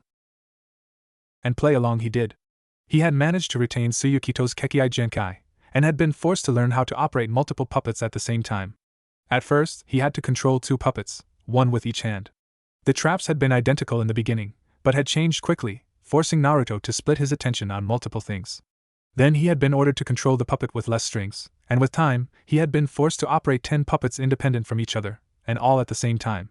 It had taken a week until he had somewhat mastered that, and then they increased the difficulty again. Now he not only had to control 10 puppets, which was no longer possible through the wall, leading to him standing in a chakra construct hanging from the ceiling, but he also had to make sure that he stayed okay. Spikes and rocks shot out of the ceiling at random intervals, weapons shot at his puppets were actually aimed at him, pointy objects targeted him from his blind spots. It was hell. The short breaks were better. Karen gave him a scroll in which he could seal all 10 puppets, while Kabuto had tattooed a number of blank seals on his arms and chest, saying he would probably soon need them. And indeed, not even a week later there was another set with instructions. These simply stated that sealed inside of 3 scrolls were corpses he was supposed to turn into puppets, and that he should make them his masterpieces. Naruto noticed that the materials he was given were of a very high quality, and decided to see who was worth all the effort. He unsealed the first scroll, revealing an unknown corpse of a man wearing a gas mask of sorts. Naruto touched the man's forehead, something that had become a ritual of sorts, and nearly screamed in surprise as the images made their way into Naruto's head. He received a flood of information. He saw a country, hidden beneath a near-permanent rain. He saw strategies, jutsu, and lizard-like creatures that were called by a few hand signs and a small offering in blood. He saw 3 people, one of them a younger Orochimaru, fighting him and getting beaten badly. He saw a man with his right eye bandaged, and how they shook hands.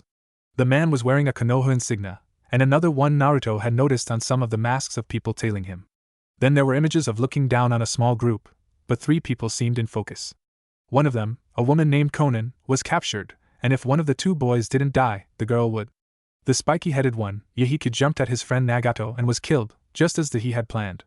Then the other one tried to attack, but explosive tags rose from the ground, stuck to his legs and detonated. Those legs would be useless. Just as the troops were about to finish the boy off, something strange happened. A snake-like chakra construct with a dragon's head shot out and killed the troops. The bandaged man and the man with the gas mask retreated, and the last image received from that scene were the boy's eyes. They were of a metallic gray, and had many ripples. A few unimportant scenes flashed by, then he saw the boy that had been killed, together with 5 others. All had those rippled eyes, and they fought as one. Each one had special abilities, and eventually they overwhelmed the man. The woman that had once been a prisoner watched from above, with angel wings made of what looked like paper. The girl seemed to be made of paper. Then there was a black skewer, a sharp pain, then nothing. Only one sentence still echoed. Hanzo, you have suffered the fate of all mortals. Pain, the god of aim has judged you and found you unworthy of redemption. Take this pain to your next life, so that you may grow from it. Naruto looked at the body.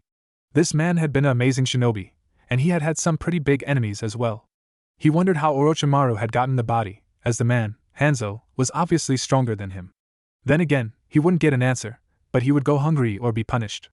Punishment was a system that had recently been added. Essentially, when he tried to break out, or just destroy stuff so that he couldn't do it, he was hit by lightning, which usually left him on the floor, twitching and in agony for 10 minutes before he managed to get up, or other nasty ways of inflicting pain on him. So Naruto turned Hanzo into a puppet, then discreetly using the puppet to unseal a scroll that had been hidden in the man's skin, only to seal it into one of the seals Kabuto had put on him. The Hanzo puppet was also sealed away in his body, and Naruto turned to the second scroll and unsealed it.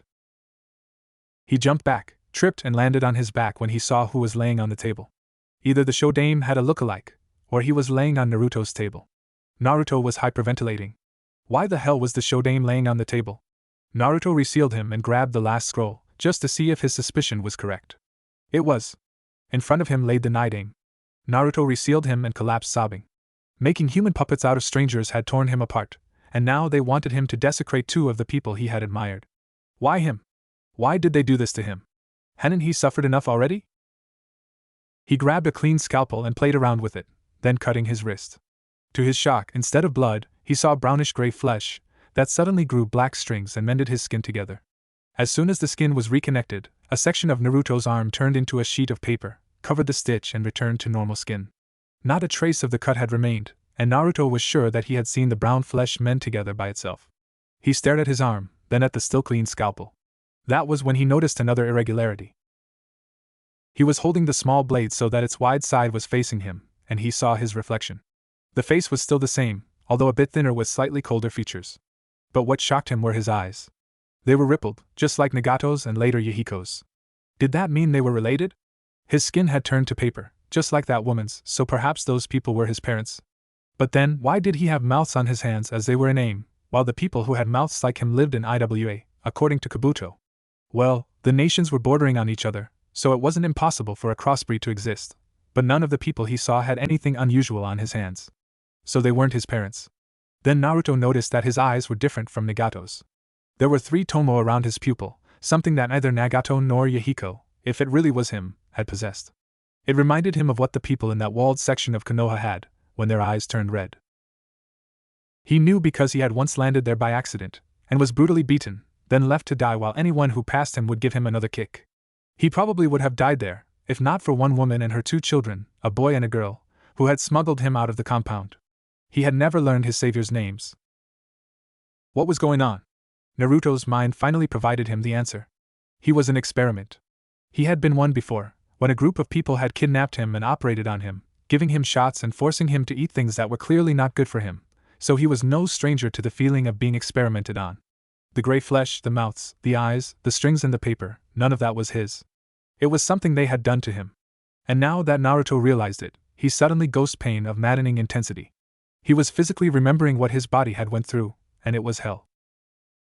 They had probably given him something from a genius in puppetry as well, but Naruto could still call it his achievement, since those skills were earned, not inherited.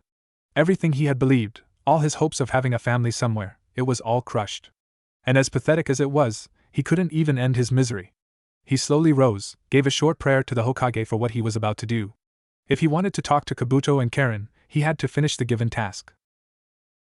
Kabuto and Karen walked into Naruto's glorified prison, and immediately noticed that something was off. Naruto sat at the table, absolutely silent. No smiles, no greeting, just a blank stare.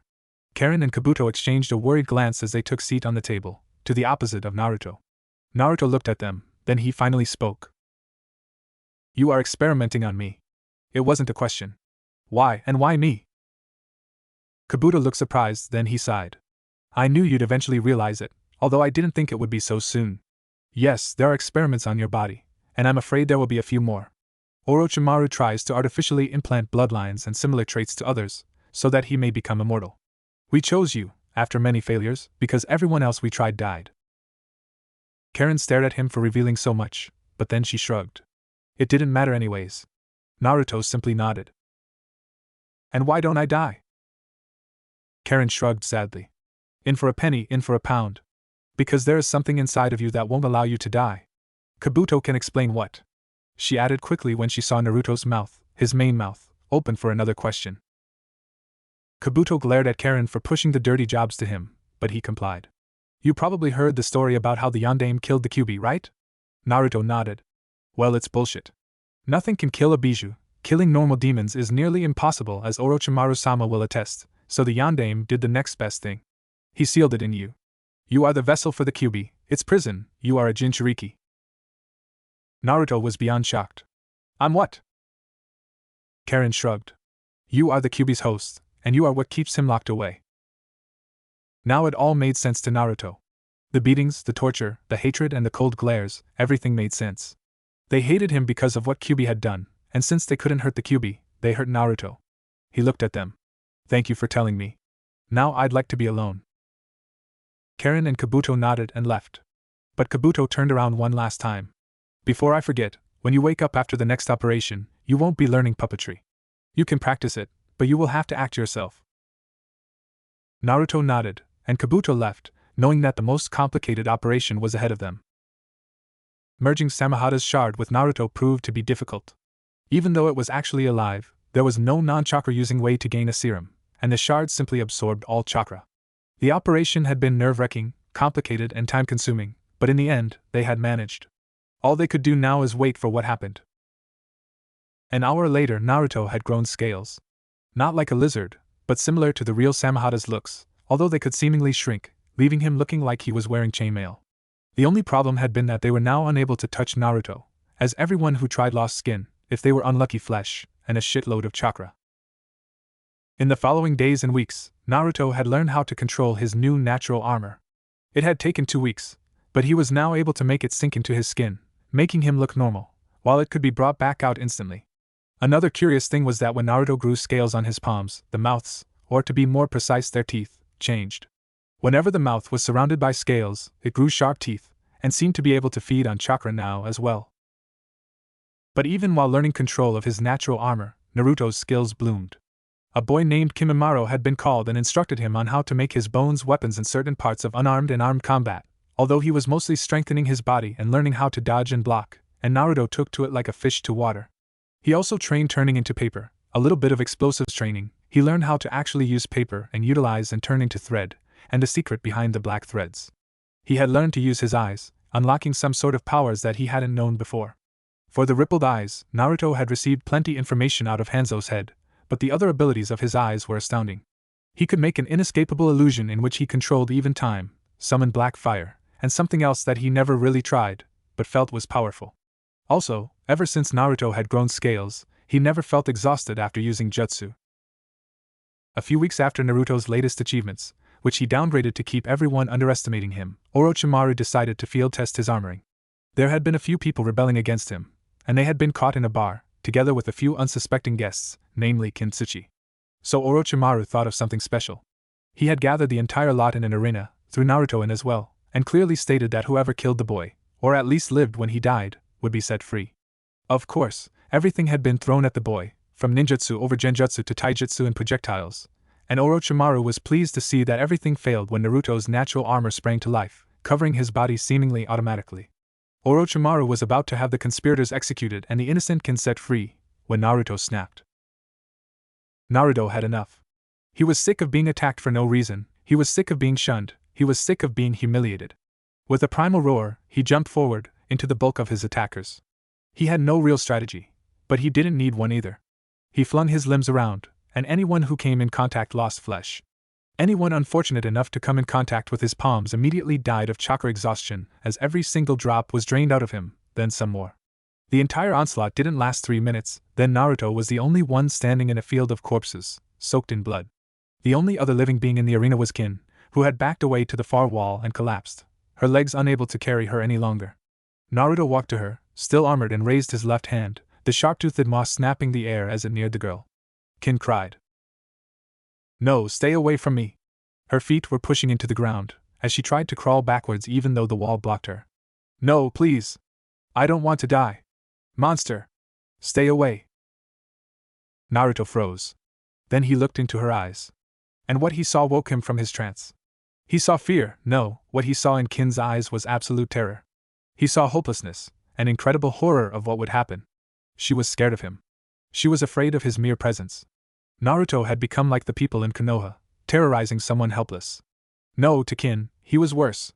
He was not a human, he was the incarnation of death and slaughter. Naruto looked at her, then he turned around. He walked towards the wall, and used his scales to carve himself footholds and support for his hands to climb up. He looked at Kabuto as his scales receded into his skin, tears running down his face. It's enough. I'm done. Kabuto, who had been watching, nodded. You understand that I can't just let you walk around here, right? He asked. Naruto raised a brow. Could you stop me? Kabuto shrugged. Probably not, but I'd have to try. So please save yourself the trouble and me the pain, and just come quietly. Naruto shrugged and followed. He had left his scroll with his puppets in the cell, and he would never leave without it. It was high time he sealed that scroll in one of the tattoos as well. In Oto, a new rumor had started to go around. It spoke of a creature that Orochimaru had under his control. They said that it resembled a human or large primate, but that it was covered in gray scales. They said it was invincible, its scales harder than steel and absolutely immune to any type of chakra attack. And while the tales of its strength seemed exaggerated, the arena where it was rumored to have slaughtered almost 30 men did show some fresh repairs on a wall that could indeed have been the hand and footholds the creature was supposed to have made with its bare limbs. Some said it had Sharingan eyes, others claimed they were rippled, white like the Hyuga or different in some other way. But one thing they all agreed in was that the eyes were absolutely emotionless, like a machine. Tayuya wasn't one to listen to rumors, most were exaggerated anyways. But all legends have a true core, and in the world of shinobi, an unknown was a very worrying since dangerous variable. In one of Oto's dining halls, she met one of her best friends, Kin. She smiled. Yo Kin, heard you got yourself in quite a fucking mess. Can't leave you out of my sight for a single fucking second, can I? Kin smiled weakly. I still can't believe it myself. One minute I'm sitting in this small bistro you told me about, minding my own business, next the place is swarmed and everybody gets arrested. I still don't know how I got out of there in one piece. Tayuya shrugged. You were innocent, that's how. The fucking tyrant wouldn't kill a loyal servant, why the hell should he? Kin smiled. You're right. So, have you found any boys that got your attention? She teased, knowing that Tayuya hated most of Oto's male population. They were vile, filthy, arrogant, stupid and sexists. One had once said all women were good for was housework and the bedroom. He had later found himself in the medical facility with broken bones. Tayuya frowned. Very funny. I'd rather date dogs than the fucking pigs that run around here. Most don't even know what washing means, and you're hard-pressed to find a fucktard who can actually do more than slobber all over the girls in this shithole. If you want to talk to them about something other than screwing you, you draw blanks. I'm sick of them all. Kin smiled brighter. She still knew how to press her friend's buttons to get amusing results. Sorry for bringing it up. I see your vocabulary is still as colorful as always, so what else is new? Tayuya smiled and picked up the conversation. Things were going normal until Tayuya brought up the newest rumor. Have you heard? They say that the old snake has some new creature at his command. Rumors say it has gray scales and strange eyes. Kin's glass shattered on the floor. All blood had left her face, leaving her pale as a ghost. She grimaced. Tayuya took a second to realize it was supposed to be a smile. Kin, what's wrong? You're white as a sheet, and you're shivering like crazy. Talk to me, what's troubling you? Is it because of that rumor? Kin clutched her shoulders and shivered. She whispered something that sounded like humor. Tayuya looked at her. You have to speak louder, I can't understand what you're telling me. Kin whimpered, then she looked her friend in the eye. It's not a rumor, she whispered. Tayuya's eyes widened. You saw it? Kin nodded. Tayuya's jaw dropped. When? Where? Kin gulped. When I was caught together with those rebels. We were herded into a large arena, then Orochimaru-sama threw what looked like a boy into the arena and said whoever was alive when the boy was dead would be spared. Of course, the rebels fired everything they had, but when the smoke cleared, the scaled creature was sitting there, completely unharmed. They then threw weapons at it, but everything bounced off. Then it roared and attacked. It was horrible. Everyone that touched the skin lost flesh until the bones were visible, but that wasn't the worst part. Everyone it touched with its hands dropped dead to the floor, and one man was grabbed by the throat, and he turned into a dried-up mummy in seconds. In less than 3 minutes, everyone was dead. Then it walked to me. She was obviously traumatized. Tayuya gently patted her back. It's okay. You made it out alive, that's all that matters. If it doesn't hurt too much, how did you escape? Kin sobbed. I didn't. It came towards me, extending its scaled hand to my face. Tayuya, there was a mouth filled with razor-sharp teeth on his palm, and they were gnashing and grinding and seemed really eager to bite me. I was so scared, I just screamed something, I can't remember what. It looked me in the eye, then after a few seconds, it turned around and left. It walked to the walls and carved holes into the rock with his bare hands and feet. Tayuya didn't know what to think. This sounded even crazier than some of the shit she'd heard, yet if she wasn't calling Kin a liar, something the girl definitely wasn't, it had to be true. This was big, really big. She gave Kin another pat on the back. Relax, you made it out. If it wanted to hurt you, it would have. You're fine, and you'll probably never see it again. You said it yourself, it only killed traitors. Kin nodded weakly. I'm going to do anything to ensure that I will never have to face it again. Tayuya smiled. There you go, girl, that's the way. She helped Kin up and turned to leave, before stopping for a second. If you tell anyone that I was all sobby and gentle, I'm gonna beat the fucking shit out of you, are we clear? Kin chuckled. I'll make sure that no harm is done to your bad reputation. Tayuya smirked. That's my girl. Kabuto looked at his master. Orochimaru-sama, forgive my insolence, but why are you allowing rumors about Naruto Uzumaki to spread? Would it not be better if nobody knew of him? I would like to second that question, Karen added. Orochimaru shook his head. There is a simple reason. The rumors describe him as an invincible monster, and my shinobi have started to double and triple their effort in my service as to not face the beast that I hide in my cellar. Did you know that Naruto has already gained a nickname amongst my troops? Karen sighed. Yes, they call him the Chimera. Kabuto shrugged. Well, that's exactly what we're making him. He's a mixture of different people, all with different skills, so I have to say, the name fits. Orochimaru smirked. Yes, it does. Nobody dares betray me now that I have such a monster at my beck and call. And once they learn that I am, or rather will soon be the Chimera, they will all crawl at my feet. I can't wait to see the look in Sensei's eyes when I kill him wearing that face. On that matter, I have decided that he will receive the last 2 injections at the same time. Kabuto frowned. Lord Orochimaru, not to criticize you, but are you sure that's wise? Naruto is probably ready for another shot, and there are only 2 more, but to give him both at the same time? Orochimaru glared at him. I am running out of time. In little more than a year, I have planned an invasion on Konoha to destroy it once and for all, and I want to be in my perfect host by that time. If we wait months before the final injection, then the time we need to train that power afterwards and the time to properly unseal Kyuubi without it going berserk on us will be lost, and I may not be able to fully control the new body by the time the invasion is scheduled. He will receive both solutions today, and you two will train him on how to reflect damage to opponents. Once he's proficient with that, we will unseal the Kyuubi with a special sealing array that is nearly complete, although the concept still needs last improvements. Afterwards I will take over his body. Karen bowed, so that nobody could see her biting her lip. Yes, Orochimaru-sama, she replied. Kabuto was also feeling strangely uncomfortable, but he shrugged it off for now. They had to do some reading on Jashinism, and prepare the solutions and Naruto for the final injection. Naruto was floating in his tank. Getting the injection needle into him had been a pain, as his scales seemed to be an automatic defense as well. In the end, they had managed, after waking Naruto up and begging him to allow them to put it in. They had promised and given him a load of ramen, and swore that it would be the last time, and Naruto had reluctantly agreed. While the other solutions had optically not changed him much, this last one had. The only change that Haiden's immortal body had given him was 2 marks of Jashin on the soles of Naruto's feet, which Kabuto concluded was necessary to quickly conjure the circle needed for the ceremonies. But Setsu had left clear changes on Naruto. Thankfully, he hadn't grown a Venus flytrap around his head, but that was where the good news ended. While not exactly split between black and white, Naruto's skin was now uniquely colored. The left side of his body was pale as a ghost, not as white as Orochimaru but still very pale, while the right half was extremely tanned. Also, the left eye had returned to the cerulean blue it was before, while the right eye had mutated.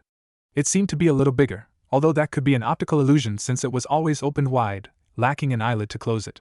There was an eyebrow, but the eye was always uncovered, and moved around even though Naruto was unconscious. It was still rippled, and a number of new tomo had appeared. It looks like the Jubi's eye.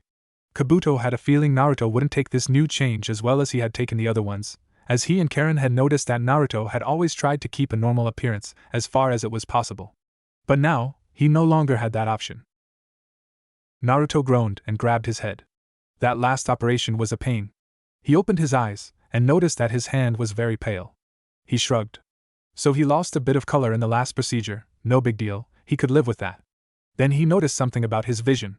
He now saw like he did before he was kidnapped with his left eye, while the right eye still had the vision he had become used to. Also, was he imagining things or did his eyes now move independent from each other? He tried to look in two directions at the same time, and he succeeded. This was weird. Then he noticed that his right eye was staring at his right hand. Was that a hallucination? He held his left hand next to his right hand, and clearly saw the difference. He'd have to be blind not to. He nearly ripped his shirt when he raised it to look at his chest. The color shift between pale and tanned was obvious, and it was not slowly merging into each other, but right in the center of his body, it suddenly shifted, as if someone had cut two people in half, then swapped the halves and stitched them together, only that the stitches were not visible. Kabuto and Karen wailed in, and froze when they saw Naruto staring at himself. Karen cringed as she saw the shock in the boy's left eye, which could finally show emotion once more. Kabuto looked very uncomfortable, and was actually willing to trade lives with anyone if it meant he wouldn't have to be here.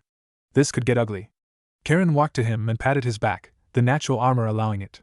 Then both of Naruto's eyes focused on Kabuto. Kabuto, get me a mirror. Kabuto started to sweat. Naruto, I really don't think that's a good. Kabuto. Naruto interrupted him. Yes? Naruto looked at him. Get me a mirror. His voice leaving no room to argue. Kabuto sighed. Give me a minute, I don't have one with me. He left, and against better knowledge, he returned with a hand mirror. Naruto grabbed it and saw his face, turned his head to see the right eye, then he set it aside and buried his face in his hands, sobbing. It seemed that his final crutch had broken, as he looked up and asked one question. What am I? Karen blinked. A human, she answered. Naruto looked at her, then he started to giggle, which turned into an insane laughter even as tears ran down his face, interrupted by the occasional sob. Wahahaha. A human? How? Haha sobha. What part of me is human? My bones. He raised his arms and let bone spikes shoot out of them, then he made one drop while the other ones receded back into his arm. My flesh? He grabbed the fallen spike and sliced open his arm. The gray flesh merged back together as soon as the slice was made, the black thread and paper hiding all traces of it ever happening. My hands? The mouths opened, the tongues rolling around. My skin? The scales shot out of his body, Karen jumping back just in time to escape without a cut. My eyes? He grabbed his right eye, then he looked at them. How am I human? Tell me, what part of me is human? Only now Karen and Kabuto fully realized how much of a crutch Naruto's skin had been to him. It had looked like a normal human's, and it was the only thing that was really the same as any human's. Now that Naruto had a coloring that would be nearly impossible to gain naturally, the final connection to humanity had broken. Naruto had been called a monster so many times that a part of him had started to believe it, being overruled by the thought that when Naruto looked into a mirror, he was no different from others. And now he was, and he couldn't take it. His entire existence was suddenly thrown into question, and Naruto was mentally breaking apart. Karen hugged Naruto as soon as the scales had receded into the skin. She looked at him. Naruto. In your heart, you are still a human. Your soul is human. Kabuto nodded. And as for your body, you are what humans dream to be. You are strong, smart, immune to disease, starting to get a resistance to poisons, and you are immortal. The arrogant say that you're less than a human, I say you're more, far more than a normal human. Naruto slowly nodded. It was clear that he didn't fully believe it, but it was enough to hold him straight. He took a deep breath. So, what do you want me to do now? Kabuto calmed himself. We are supposed to try something. He pulled out a vial with a crimson liquid. Can you drink a bit of this with the mouth on your palm? Naruto shrugged and extended his hand, Kabuto dropping a bit of blood in the mouth. Naruto grimaced. I feel kinda sick, is that supposed to happen? Karen frowned. No, it's not. I guess that mouth isn't made for it. Can you drink a gulp of it? Naruto looked at the liquid, eye now filled with distrust. Kabuto sighed. It's not poisonous, Naruto. I can drink a small bit myself if it makes you feel better. He took a sip, opened his mouth so that Naruto could see he had indeed drank some of it, then he swallowed. Naruto nodded, grabbed the vial and emptied it. He spat out the last drops. Was that blood? Karen nodded. Yes, it was. And Naruto, what's going to happen in a few seconds is normal, so please don't freak out. Naruto tilted his head, but then he had a weird feeling. He stretched his legs, although it was more accurate to say that they stretched themselves, the marks at his feet oozing a liquid while he drew a triangle in a circle with his feet and the liquid, which Kabuto would later analyze and see that it was a mixture of Naruto's and the victim's blood. Then a pattern started to emerge on Naruto's skin, On his pale left side, it was pitch black, while his tanned right showed a snow-white pattern. The pattern made his face look like a blank mask with no identifying features. The only oddity was a spot on the forehead, while the rest of the pattern seemed to trace his limbs in simple white lines, making it look as if someone had traced his basic bone structure with a few brush strokes, only that everything was connected and no clear ends were seen, other than the ones where his limbs ended. Naruto looked at himself. This was supposed to happen. I won't stay like this, will I? He asked, unsure. Karen shook her head. The change will revert the moment you step out of the circle, and restart once you re-enter it. It just signifies that the ceremony is in effect. Naruto looked at her. Ceremony? Kabuto nodded. Yes, I'll tell you what it does in a minute, but first, could you take that bone spike you're still holding and ram it in your heart? I know how this sounds, but you're practically immortal, and now immune to physical harm. Naruto looked at him with raised brows, but he didn't really cling to life that much anymore, as if with his humanity, he had lost part of his will to live. So he raised the spike and slammed it into him. It stinged, but there was no overbearing pain. Suddenly, he felt as if a cold shudder had gone through him. Then it was over, and Naruto's skin reverted to what he would have to call normal. What was that? Kabuto twitched. The ceremony for the honor of the god Jashin is simple. It works by drinking the victim's blood. A single drop is enough. Then a circle is drawn, the Jashinist staying in it.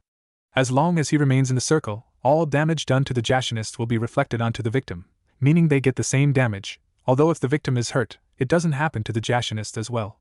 The ceremony can be interrupted when the Jashinist leaves the circle, but as soon as he re-enters it, the effect starts again. There are only two ways the ceremony can end. Either the circle is destroyed, in which case the Jashinist needs another drink of blood to make a new one, or the victim dies. Naruto's eyes widened. You mean someone died because of what I did? Karen and Kabuto nodded their heads. Naruto dropped to the floor. Orochimaru looked at a monitor showing Naruto's room, a habit he had started to develop, looking at his new body to be. The boy was certainly surprising, both positively and negatively. He learned quicker than anything Orochimaru had ever seen, although he suspected the Sharingan might have a positive effect on the boy's learning curve, and built strong but not bulky muscle in mere hours, something he accredited to the combination of Kyuubi and Jugo.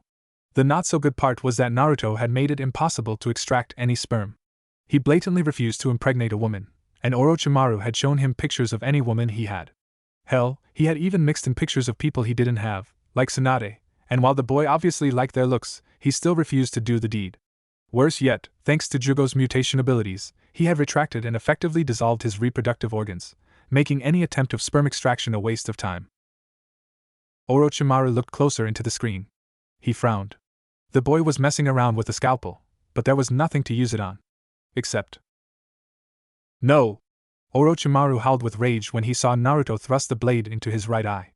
He jumped up and ran towards the room where the boy was held, intending to save the irreplaceable eye.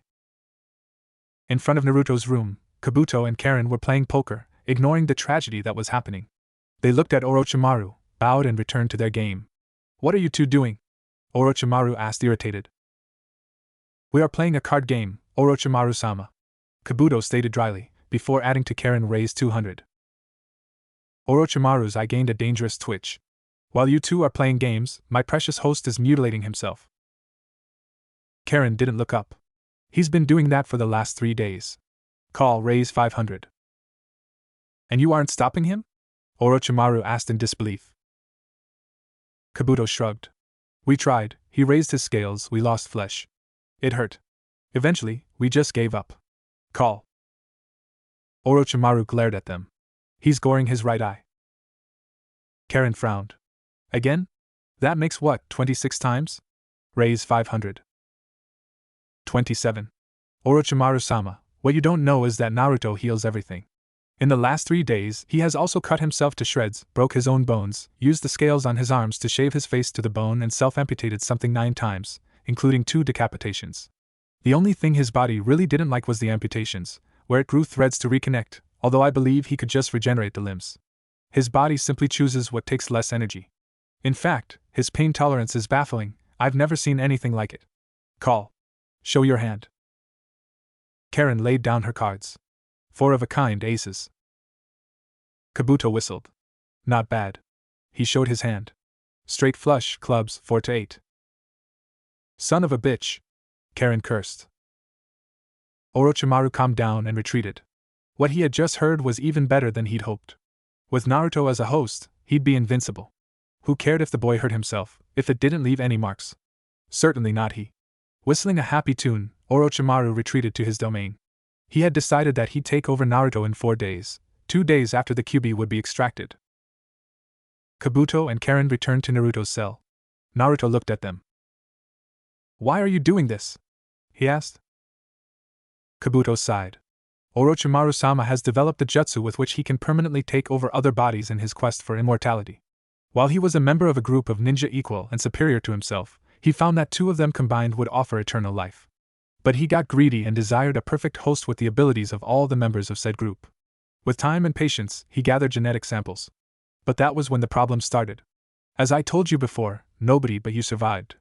Now you have all the samples, and you have reached a decent level of skill with them, so Orochimaru-sama has decided that tomorrow, the Kyuubi will be extracted from you, as it would destroy him if he were to take you over with it still in you. Then, after 2 days of recovery, he will take over your body.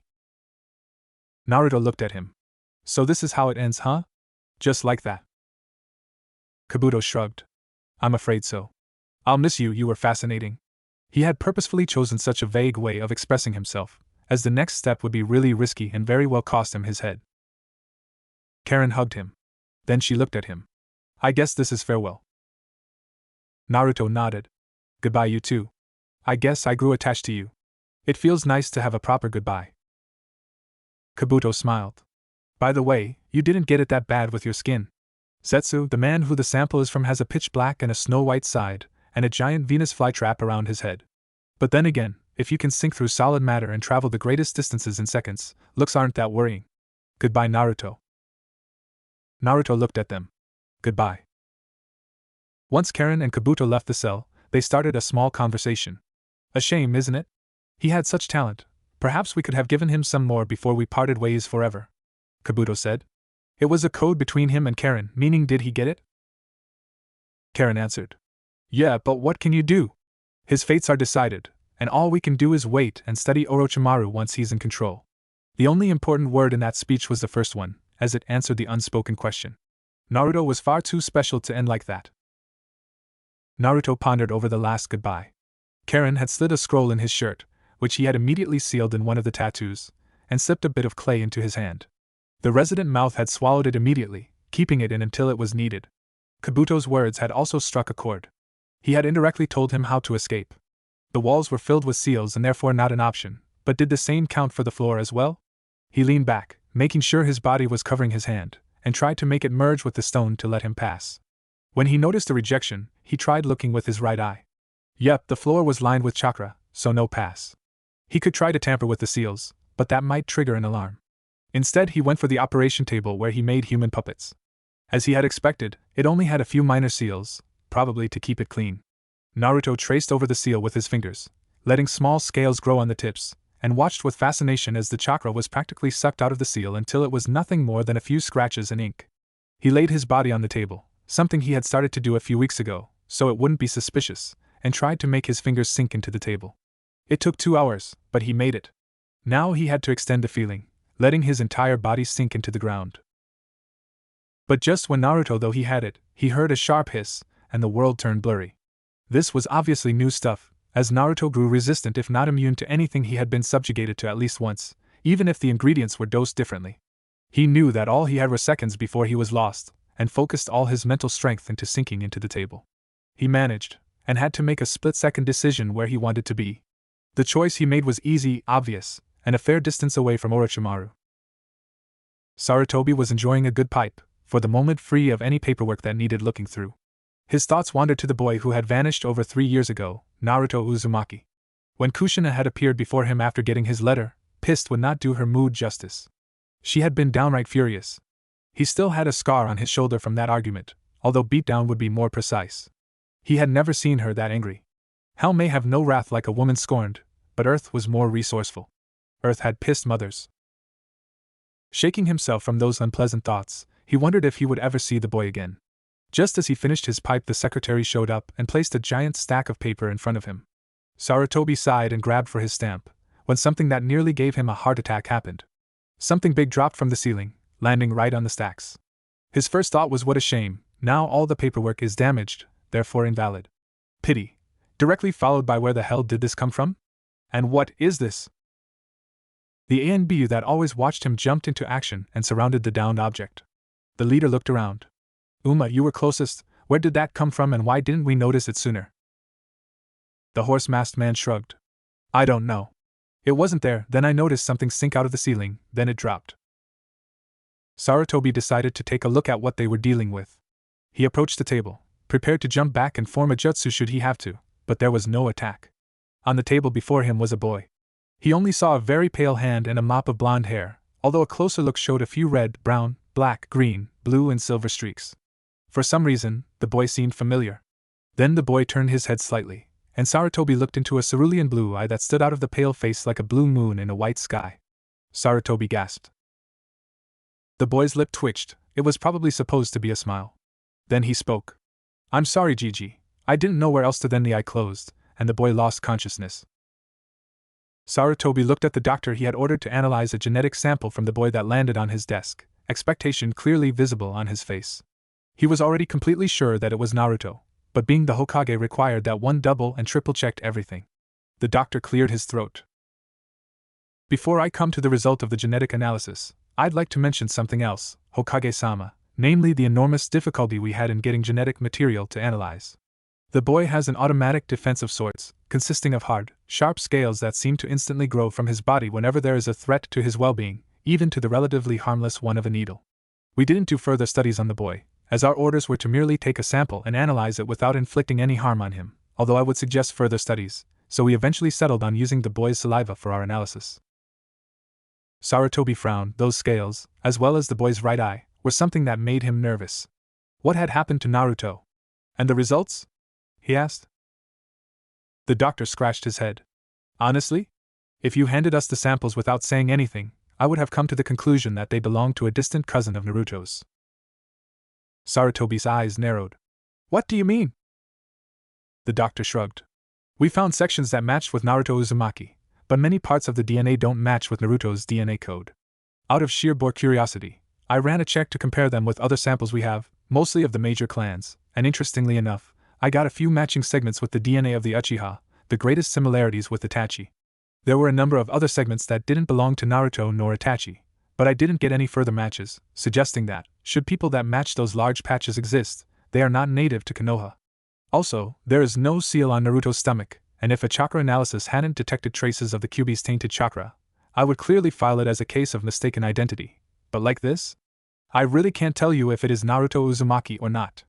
My suggestion would be to ask questions only the real Naruto could answer, as a mind probing would be too dangerous for those who try should it really turn out to be Naruto. Sarutobi nodded, remembering the last time a member of the Yamanaka clan had tried to use their clan's jutsu on Naruto. A group of 7 had tried to control the boy's body to force him to do something that would give them an excuse to kill him. 7 people had entered his mind. 1 had managed to return to her body, traumatized and incapable of coherent speech. When she was found, she had been sitting in a corner sobbing for hours, 6 empty shells around her. Enoichi had personally dived into her mind to find out what happened, and returned gasping for breath. He reported that when the 7 had entered Naruto's mind, they had triggered a hidden function of the seal that was meant to protect it, and Naruto and landed on the wrong side of the seal, right in the cage with the Kyuubi, who had proceeded to rip 6 of them to shreds, literally, while letting the woman go to spread the warning. Needless to say, there were no further attempts of that kind. Sarutobi finally made his decision. When he wakes, I'll go see him. I'll be accompanied by a squad of ANBU, including Tora. Personally, I have no doubt that it is Naruto Uzumaki, but it is better to be on the safe side. The question I really want answered is what happened to him. Meanwhile, in Naruto's room, one of the doctors stood above the unconscious figure, a look of utter hatred etched on his face. He had a scalpel in his hand. You should have stayed in Hell, Demon, but I'll correct that mistake, he hissed as he brought the blade down. Suddenly the right eye stopped rolling in the socket, and completely focused on him. At the same time, the right arm, now scaled, shot up and swiped the blade out of the doctor's hand. The doctor hissed in pain and grabbed his hand. The space between pinky and wrist had been stripped of flesh to the point that the naked bone was visible. He used a quick healing jutsu, before forming chakra scalpels. So you want to play rough, demon scum? Have it your way then. He charged the surprisingly still unconscious boy, when something else happened.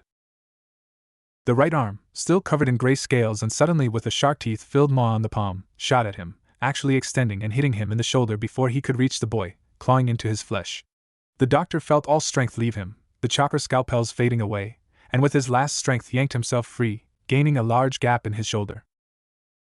Being a good enough doctor to understand that he was not only deprived of practically all chakra, but also bleeding badly, retreated into the empty hallway, and from there into the elevator, cursing the entire time.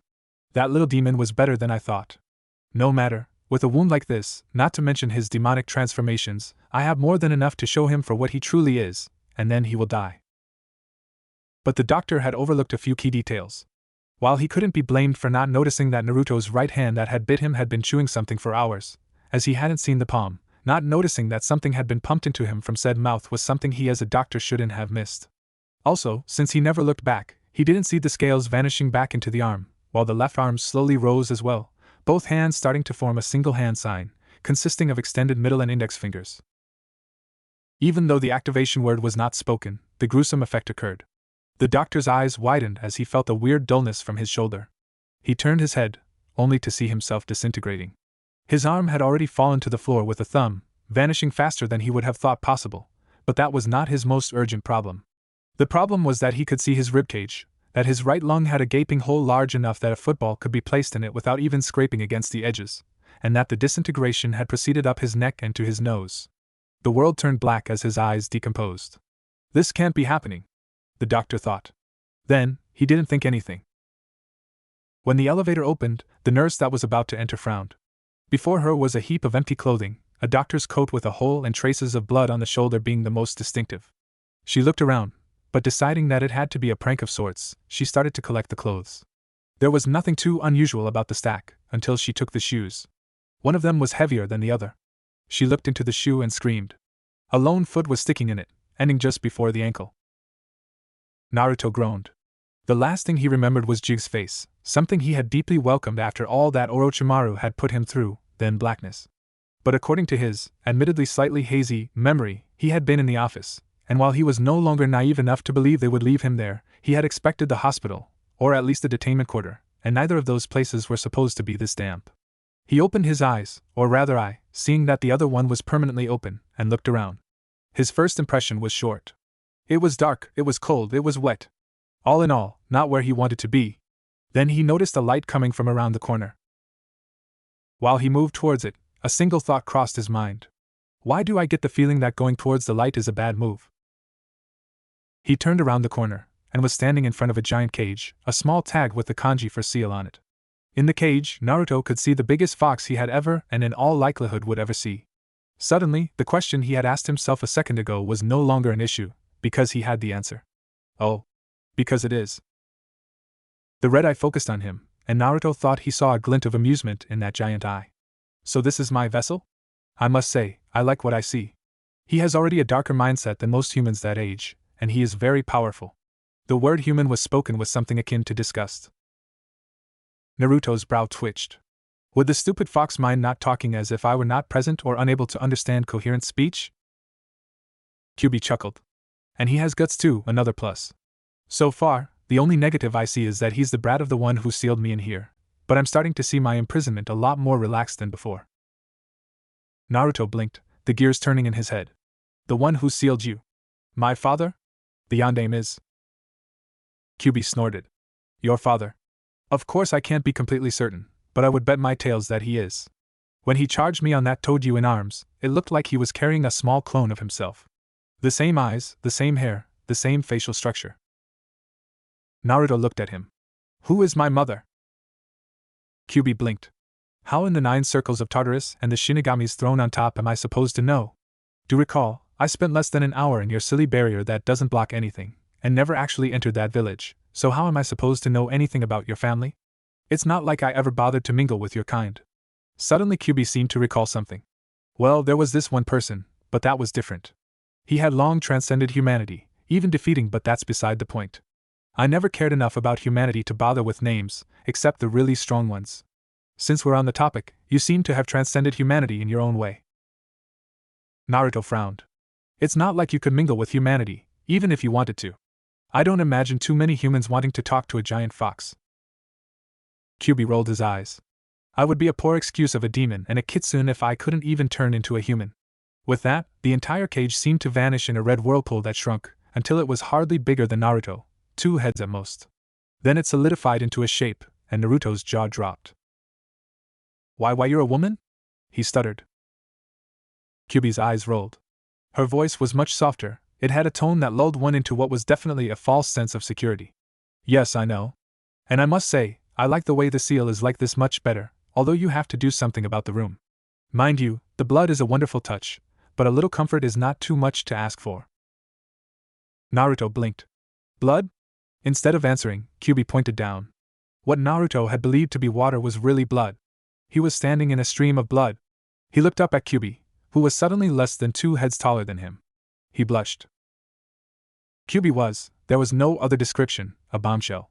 Perfect hourglass figure, long blood-red hair going down her back, 2 fox ears of the same color twitching on top of her head. Her D-cup cleavage was hardly hidden by the tight red kimono with the fox pattern that seemed much too short, not only showing off her bust, but also her long, toned legs. Behind her, Naruto could see 9 tails swishing around. Her face looked to belong to a goddess, with soft features and crimson, slitted eyes that didn't seem menacing, but gave you the feeling that she was looking down on you with superior amusement. Around her neck was a necklace made of what looked to be black pearls and white magatama, think Inuyasha's necklace, with a large white orb holding the kanji for seal inside of it on the front section, strung between 2 black pearls on each side. Kyuubi noticed a glance to the necklace. Like it? Thanks to all the mutations, I was able to tweak around a bit with the seal. Sadly, its functions remain unchanged and it undamaged, but at least I can move around more freely. What's wrong? Naruto had turned away from her, clutching his right eye as if wanting to rip it out of the socket. Kyuubi grabbed him, spun him around and lifted him off the ground by the collar. Look at me. Why are you turning your head away from me? It seemed very disrespectful, and Kyuubi hated disrespect. The only reason she attacked Konoha was that those pests had swarmed and attacked her when she was on one of her travels, and she decided that the quickest way to get rid of the pesky ants was to squash the anthill. In hindsight, it would have been better if she had just got it over with, but she had thought that watching them squirm was kinda funny. Shikaka had told her that her habit to play with her food would one day get her in real trouble. Anyways, Kyuubi's patience with the boy was wearing thin. Answer me, or I'll strangle you with your own guts. Naruto looked to the side. I'm not supposed to be here. Kyuubi blinked. What? This was his mindscape. If anyone shouldn't be there, it would be her. Not that she wanted to be here. Well, the boy had suddenly become very interesting, but that was beside the point. Speaking of the boy, his face was now amusing to watch, as the deep blush that covered it gave both skin colors an interesting tone, although it was much easier to spot on the formerly pale side.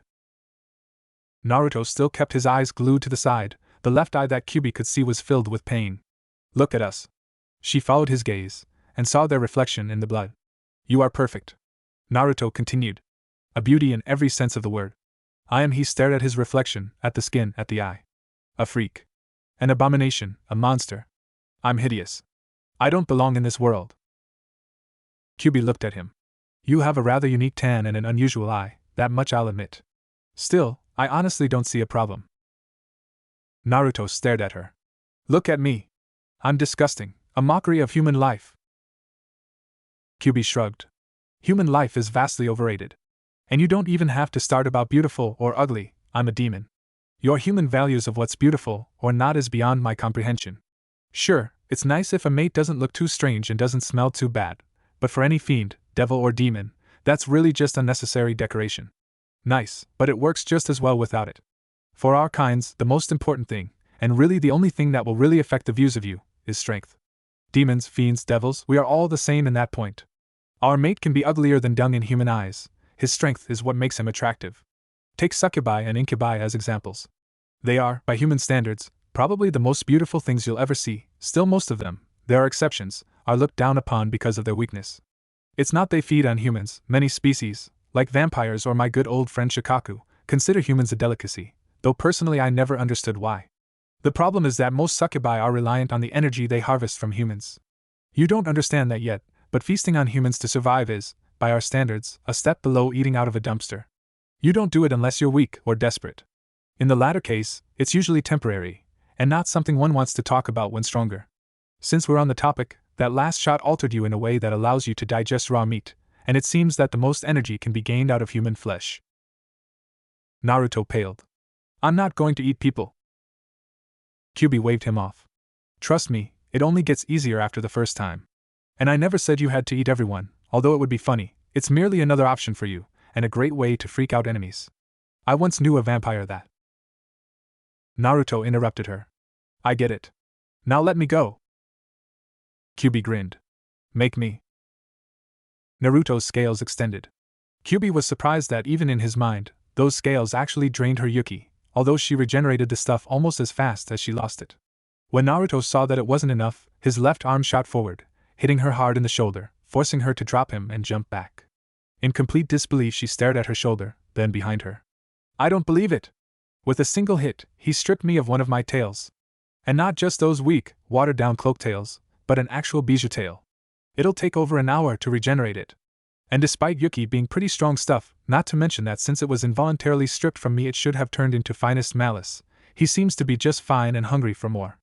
Actually, I don't think that there is any amount of energy he would be unable to absorb. Only a limit on how much per second, and I'm not even sure on that. Let's see, with a single short, split-second contact, he stripped a tail from me.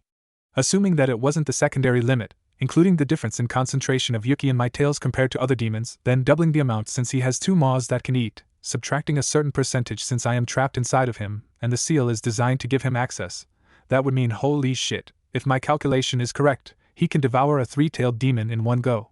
Still, I'm working with a lot of variables, what-ifs and estimated numbers, so I can't be completely sure until he actually faces one. Still, he just became a lot more attractive as a potential mate. Kyuubi walked around him, looking at him from scalp to toe, scratching her chin. Naruto got more nervous, causing his scales to shiver, making a sound not unlike the warning of the rattlesnake, and it probably served the same purpose. What are you doing? He asked. Kyuubi tilted her head. I'm evaluating your potential as a mate, and so far, you certainly passed the test to go into the category serious consideration. Naruto's face seemed to be 50% pink and 50% deep red, as the blush deepened. WWW what? And mate? Me? But I'm.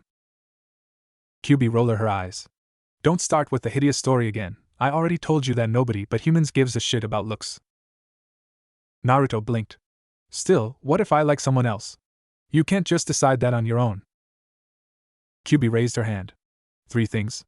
First of all, sure I can. The index finger rose. Secondly, since I am in your mind, you can't lie to me that easily. We both know you have nobody that you love. The middle finger rose, followed by the ring finger, and finally, even if you found someone who loved you back, who says I have a problem with that? Naruto blinked. Run that by me again, I must have misheard you. For demons, fiends and devils, polygamy is not only accepted, but encouraged. You see, much of someone's strength can be measured by the number and strength of his, or her, mates, though most females are too possessive to take more than one mate at a time, but whoever is dominant can get more than one mate. So if someone can keep a number of strong mates, then he or she is very powerful, which in turn reflects well on said mates, for having gained a powerful partner. This goes especially if the mates are completely different species or even natural enemies. Someone who has both an Frost Devil and an Inferno Fiend as a mate is obviously very powerful, not only because he gained them, but he is able to keep them from killing each other. So I really wouldn't care much if you gained another mate. In fact, there are very fun things that can only be done with another woman, whether just 2 girls or a 3 or moresome. That would actually be the ultimate show of power, to have an orgy with 2, or even more, total opposites at the same time, especially if one can get them to play nice, well relatively nice, with each other. Kyuubi explained, her mind wandering to faraway times, with a few friends, a bit of one of mankind's only good inventions, concentrated alcohol, and a lot of free time. That alcohol couldn't actually do any harm to them, that there were no hangovers, and that the stupor could be shaken off instantly if necessary were only a few more pluses on the long list of why it's great to not be human. Naruto meanwhile had blushed to an impressive shade of crimson, on both sides of his face, that it was almost funny to look at. Kyuubi chuckled to herself. It was fun to tease the boy. And it wasn't like she was going to jump him the next second for a ride. It was completely possible she would eventually, but not yet. He showed a lot of strength and even greater potential, but currently, he hadn't quite met the standards that she had. Not that she was surprised, only a single being born human had ever been good enough for a few very great years, before he followed the road of all things mortal, voluntarily no less. Still, it had been fun while it lasted. She looked at Naruto. Don't get ahead of yourself, you're still far, far away from that prize. And since you are obviously too busy, can I redecorate this place? It won't have any effects on your mind, It'll just be a bit more comfortable for those who spend great amounts of time here, such as myself. Naruto could only nod, still incapable of speech due to all the information he had received in a short amount of time, not to mention the topic of a good part of said information. Kyuubi waved dismissively. That should be enough for a day's worth of revelations, so for now, be gone. Naruto felt himself fade away, as he left his mindscape and re-entered the realm of the living. Kakashi stood before the memorial stone, once again contemplating his failures. He had lost his comrade, Obito Uchiha, just when he'd learned to like him. He had lost his sensei, Minato Namikaze, when the Kyuubi attacked. And his most recent failure, he had lost Naruto Uzumaki Namikaze, his sensei's son that he should have kept an eye on, especially on October 10th, when the sake flowed, the anger rose and the intelligence sunk.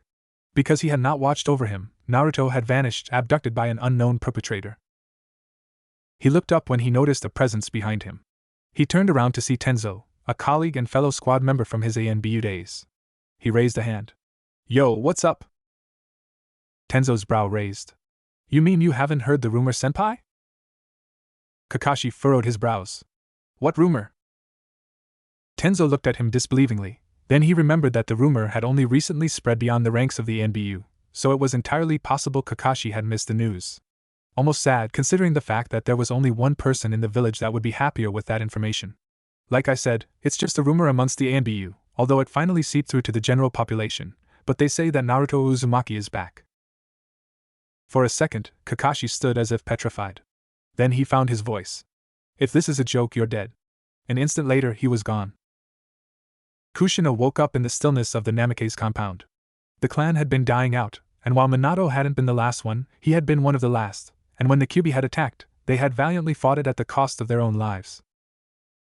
The last Namikaze, the hope they had fought and died for, had at the time been sleeping under Kushina's heart for almost 9 months, before the stress brought her into premature labor. Without Tsunade, who had managed to temporarily beat her hemophobia long enough to bring both mother and child through the process alive, although it had been close for her, she would not have made it. Any other doctor, and she would have died. Still, on the inside she had died that day, when her child was gone and it was reported that her husband had died. Sarutobi had found her in her weakest moment, nearly maddened by the loss of her beloved and the worry for her child. When Sarutobi had told her that her son was dead, she had fallen apart. As soon as she could walk on her own, she packed her things and left, ignoring all begging not to. She was done with Konoha, which had become nothing more than pain for her. Painful memories of the good times with Minato, and painful images of the times they had planned to spend with their child. How they would bring him to the playground, how they would treat him to his first bowl of the wonderful Ichiraku ramen, how he eventually would become a shinobi and make her go mad with worry while Minato would have encouraged him, how he would have told them of the missions he did, complain about the blasted cat that they weren't allowed to actually blast, and later about how he defeated bandits and helped others. Kushina simply couldn't bear living on, watching mothers with their children that reminded her of what could have been. She had sworn herself to never take a single step into Konoha again. And she had kept her word, until that fateful day she received a letter from Sarutobi. She had read it, before ripping it to shreds and grabbing her trusted sword and a few other things she sealed into a scroll, and marched towards the village hidden in the leaves. Her meeting with Sarutobi was one the old man was unlikely to forget. Flashback. Kushina waltzed to the door leading to that old monkey's office. The secretary bravely tried to stop her. You can't go in there, the Hokage is in a meeting. Kushina had looked at her, causing the woman to shrink together into herself. Do I look like I give a shit? The secretary wisely moved out of the way, and stood before the door. She decided to skip the knocking. Sarutobi had been in a fierce discussion with Hayashi, Inoichi and the elders, when the door flew open, kicked in by a heeled boot. In the doorway, like a dark angel of vengeance, stood Kushina, murder in her eyes. Sarutobi, we have to talk. Everybody else out. Hayashi was shocked to see one of his old friends, one that he firmly believed would never again show her face in Konoha. Kushina, what are you doing here? Danzo was less amused. Who do you think you are? You may have been the Yandame's wife. Nobody bothered to ask how he knew that, but to barge into a meeting like this is highly.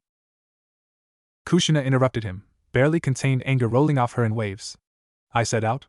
That includes the ANBU hiding on the ceiling and in the corners. Now. Danzo wisely shut up and left as quickly as he could, the others following his example, said ANBU leaving as well. Even Sarutobi tried to leave, but Kushina grabbed him by the scruff of the neck and unceremoniously threw him against his desk. He cleverly activated the soundproofing seals before he started to talk. Now, Kushina, I know you're displeased with my actions, and probably upset and angry, but. Kushina stared at him, her voice dangerously quiet. Angry? Upset? Displeased? Sarutobi, I was displeased when Minato didn't show up to one of our dates. I was slightly peeved when you didn't show up to our wedding. I was very peeved when Jiraiya did show up to our wedding, crashing the party. I was upset when I learned that Jiraiya had based a woman in his smut on me. I was angry when I found scenes from our wedding night and said book. Right now I am furious. Sarutobi started to sweat when he saw her hand inching towards her trusted blade. Kushina, I couldn't tell you about Naruto, you were in no sane condition. In your state, you might have attacked high ARGH. The sword had pierced his shoulder. Kushina's face was a grimace of rage. How dare you? How dare you even suggest I would hurt my child? Sarutobi hissed in pain. The strike had been well aimed, bypassing everything that might have caused lasting damage and avoiding the bone. Kushina, take the sword out. I am still a Kage, and while I understand your actions, if you don't pull it out right now, you will be executed. Kushina's eyes wavered, and if she didn't have the hope that Naruto was still out there somewhere, she would have doubtlessly pulled until her sword would have left the old man through the other shoulder, but she pulled her blade out. Sarutobi used a healing jutsu to fix the worst damage, although a scar would remain. You understand nothing, she hissed. How could you understand my pain? I wasn't in sane condition? What would you have been in? My husband dead, my child nowhere to be found, and I can't even go look for him because I'm too weak to leave the bed. Tears were running down her face. He was all I had, Sarutobi, the only family I had left, and he was gone. Only now did Sarutobi really understand how he had wronged her. Kushina, She stared at him, tears running down her face, as she slapped him in the face. You took him away from me, you lied to me. You left me thinking he was dead, while all this time she couldn't talk, he framed shaken by sobs. Sarutobi felt the strong urge to beat himself to a pulp. If there is anything I can do. Kushina roared as she jumped at him and started to beat on every inch of him he could reach. What you can do? What you can do? Haven't you done enough? You told me he was dead. You told Tsunade, his godmother, he was dead. She had just overcome her fear of blood, and when you told her he died, it came back since she thought that she was doomed to fail no matter what. You stole our future from us, Sarutobi. Sarutobi protected his vitals, but nothing else. He felt that he deserved every last hit. Kushina's fists rained on him, and he felt some bones creak, but he couldn't say anything as Kushina went on, only interrupted by numerous sobs. Because of you, Sarutobi, I missed my son's life. I missed his first step, I missed his first word. I missed his first birthday, and all other ones as well.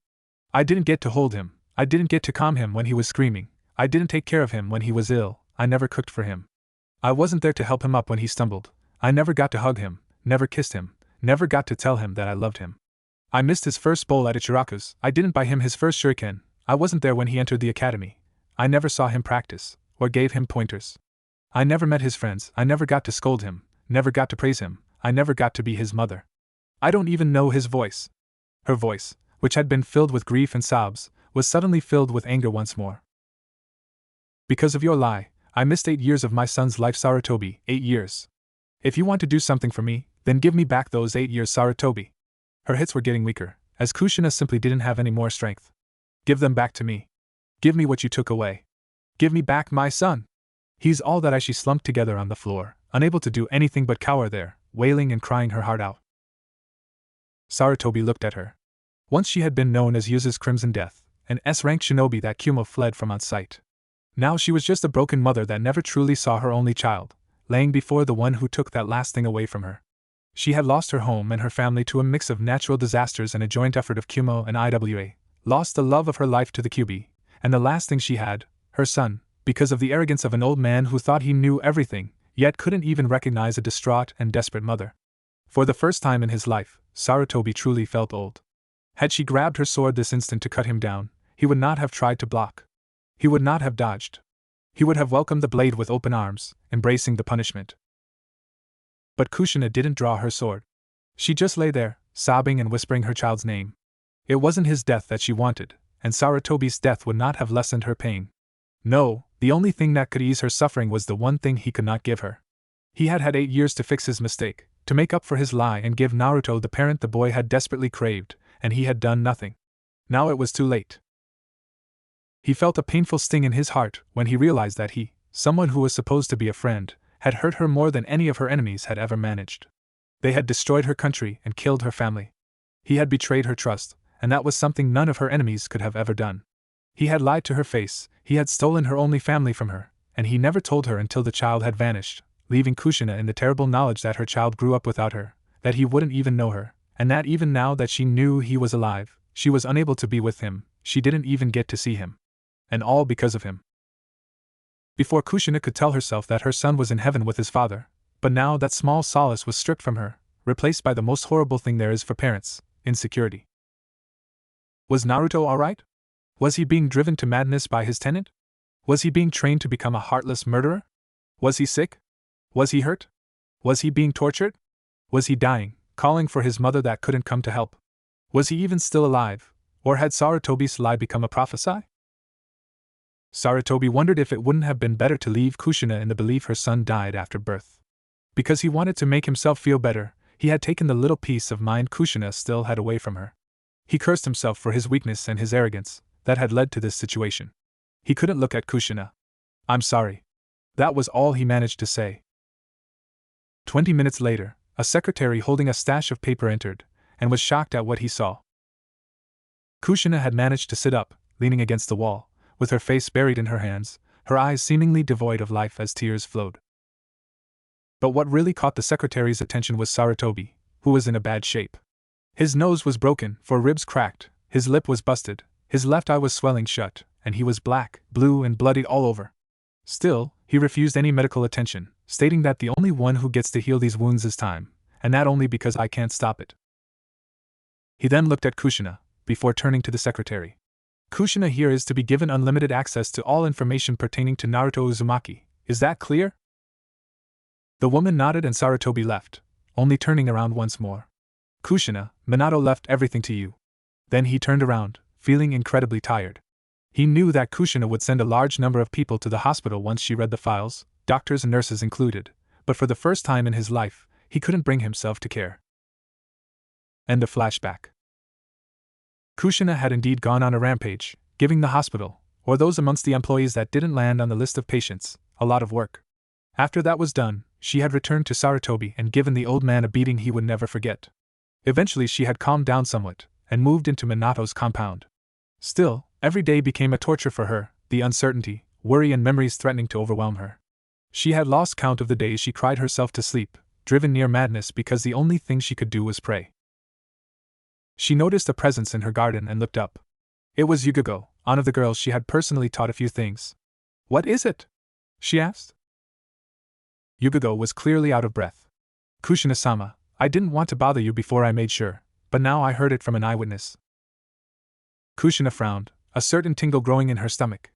"What is it?" Yugogo looked at her, taking a deep breath. "Naruto is back in Konoha." There was a strong gust of wind, and Kushina was gone. As coincidence had it, Kushina and Kakashi arrived in front of the Hokage's office at the same time. Kakashi looked at the secretary. "Is the Hokage in his office?" The secretary, having a feeling of déjà vu, simply nodded. Kakashi and Kushina looked at each other, before Kakashi made a sidestep. "Ladies first." Kushina gave him a smile. "Why thank you?" She raised her leg, and kicked the door in. Sarutobi looked up, and sighed. "I've been expecting you too." Kushina stared at him. "Is it true? Is he back?" She had to restrain herself to not grab the old man by the collar, and shake the answer out of him. Sarutobi sighed again. "That's the problem, we're not sure." Kakashi summed their thoughts up. "What?" Sarutobi scratched his head. "You see, the boy literally dropped from the ceiling and onto my desk. Personally, I have no doubt that it's Naruto, but to be sure, I ordered a genetic comparison, and the results are confusing, to say the least." Kushina looked at him. "How so?" Sarutobi shrugged. "I can only repeat what the doctor told me, but according to him, the DNA of the boy that landed on my desk has many matches with Naruto's DNA, but there are large patches that don't fit. According to the doctor, one of them seems to belong to Itachi, the others have no matches with anyone in Konoha, so I'm really stumped. Also, while the boy has a blue eye and blonde hair, albeit with multicolored strands, there are a few physical characteristics that don't match with the Naruto that vanished from Konoha. There is no seal on the boy's stomach, yet there are traces of Kyuubi's chakra in the boy's system." Kakashi looked at him. Pardon me, but did you say a blue eye? Does that mean he only has one eye? Sarutobi shook his head. You heard right, and the boy has two eyes. But his right eye is unlike anything I've ever seen before. There are tomo like with the Sharingan, but too many and the entire eye seems to consist of a pupil, the tomo and ripples. Also, he has no right eyelid, so that eye is always open, and even while he was unconscious, it rolled around in the socket and looked at everything and everyone at least once. Also, his tan is most unusual. His left side is very pale, while the right side is very tanned. Curiously, the shift between those two colors is right in the center of his body and without merging. Like there is a line in the middle of his body, and once you go past the line, the color is different. The last facts are things that I personally have not observed, although it has been reported. The boy has mouths on his palms, and it seems that he can grow hard, sharp scales instantly, and let them sink back into his skin. Kushina's face remained unchanged. I want to see him. Sarutobi nodded. I was just about to head there, won't you accompany me? They nodded and signaled him to lead the way. They wanted to see Naruto. Naruto opened the eye that was still able to close. The ceiling was unfamiliar, which was good. It looked eerily similar to the one he was used to, which was bad. He tried to sit up, only to find himself strapped to the metal plate that they probably called his bed. Not in the mood for calling or pulling another disappearing act, he simply summoned his scales at the areas and made them shiver. It was a strange feeling, but he had gotten used to it in the first weeks when he couldn't pull them back in. After a few seconds, the leather restraints were sawed through, and Naruto sat up. The room was fairly plain, 5 times 5 meters across, the metal table being the only object here. Well, not quite. Naruto's right eye told him that there was a large spot of chakra on the ceiling, roughly human-sized. He sighed and focused both eyes on the spot, although the left one didn't see anything but an empty piece of ceiling. Why don't you come down from up there? It can't be comfortable, and since we're alone, it's probably boring, if not lonely. For a second, nothing happened, then an ANBU with a tiger mask dropped from the ceiling and looked at Naruto. How did you know I was here? He asked. Naruto smiled. That's for me to know and you to never find out, isn't it? With all due respect, I don't trust you enough to share my secrets with you. Truth be told, I don't trust you at all. I'm assuming I'm in Konoha? It'd really suck if I landed in the wrong place. Tora looked at him. What will you do if this isn't Konoha? Naruto shrugged. I'll leave. But I'm pretty sure this is Konoha. I saw Gigi's face before I passed out. Or I think I did. He frowned. I'll just go check. His right eye had been focused on the ANBU, who had flashed through a number of hand signs. I'm afraid my mission is to make sure you don't leave. Mokutan Jibaku Aisu. Roots wrapped themselves around Naruto, who remained calm. Once Tora released the hand signs, he whistled, looking at the wood that was binding him. I thought that died out with the Shodaime. Then he raised his scales, and managed to free his left arm. That was all he needed. He put his hand on one of the roots, the mouth on his palm, now filled with razor-sharp teeth, biting into it. To Tora's surprise, the entire plant withered to dust in seconds, Naruto shaking himself to get rid of said dust. He grinned. Mind if I try that? The Sharingan function of his eye had memorized every hand seal, while the Rinnegan had shown him that in the final hand sign, the ANBU had held Earth Chakra in one hand and Water Chakra in the other. Naruto knew how to make elemental chakra, having learned it from the memories of his puppets and having secretly practiced it in his cell, and from Tsuyukito's memories he knew how to merge elements, although he noticed that the final hand sign to make wood was different from the one to make steam. So Naruto flashed through the hand signs. Mokutan, Jibaku Aisu.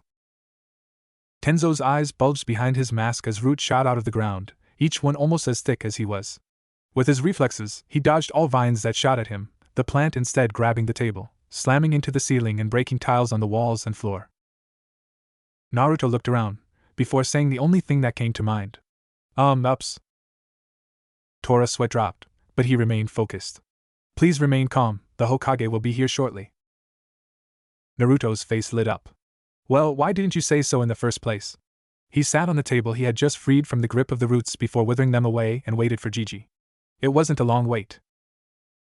Sarutobi motioned the others to wait outside until he had received information from the kid that only Naruto could have, and to his own surprise, they actually listened. When he stepped in, Naruto actually smiled from the department of his heart, something he hadn't done for years. Gigi, I'm back. Any doubt about the boy's identity that may have remained melted away. There was only one smile like that, although Sarutobi noticed that a twinge of bitterness seemed hidden in his features. Good to see you, Naruto. You have to understand that with your new looks, a short twitch in Naruto's face betrayed his emotions just to make sure you're well, you. Personally, I have no doubts, but protocol demands certain things. Naruto nodded. I'm Naruto Uzumaki. If my sense of time didn't completely leave me, I should be 11 or 12. I was born in this shithole as an orphan, mistreated by nearly the entire population of Konoha, thrown out of the orphanage at 4, given an apartment by you when after a month on the streets without any food and rain as my only source of water when I happened to be spotted by ANBU patrol. I recall 2 masks, a dog and a weasel. Anyways, my apartment was vandalized on a weekly basis. I got my first bowl from Ichiraku's when I was 6, miso. Old man Ichiraku handed one to me for free when the rest of the village was in another phase of let's not sell Naruto anything so that if we're lucky, he'll starve. What was that noise? Sarutobi blinked. He knew exactly what that noise was. It was Kushina reducing a wall to rubble, as the behavior of the merchants and restaurant owners had not been noted in any file. He coughed. That was nothing, please go on. Naruto shrugged.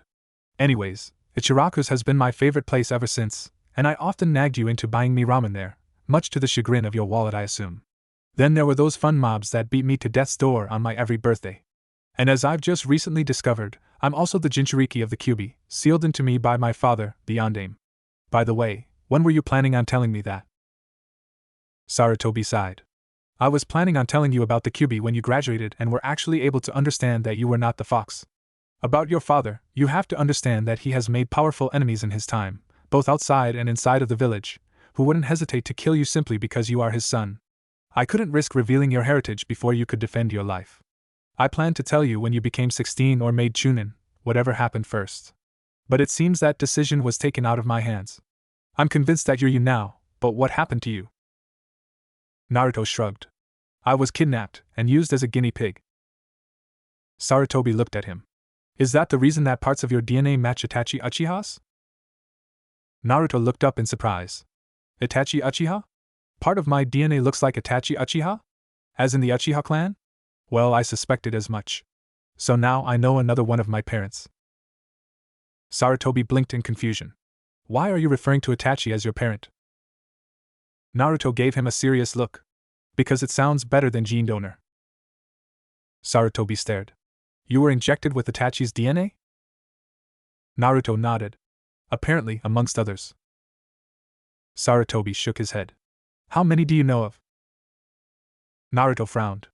Let's see, there's Kimimaro Kagaya, a servant of the madman who tinkered with my DNA. Then I heard of someone named Jugo, who was an experiment much like myself, only that he was dumb enough to voluntarily step into the trap, hoping for help. According to you, there's Itachi. The only one I actually met was Kimimaro, who in turn told me about Jugo.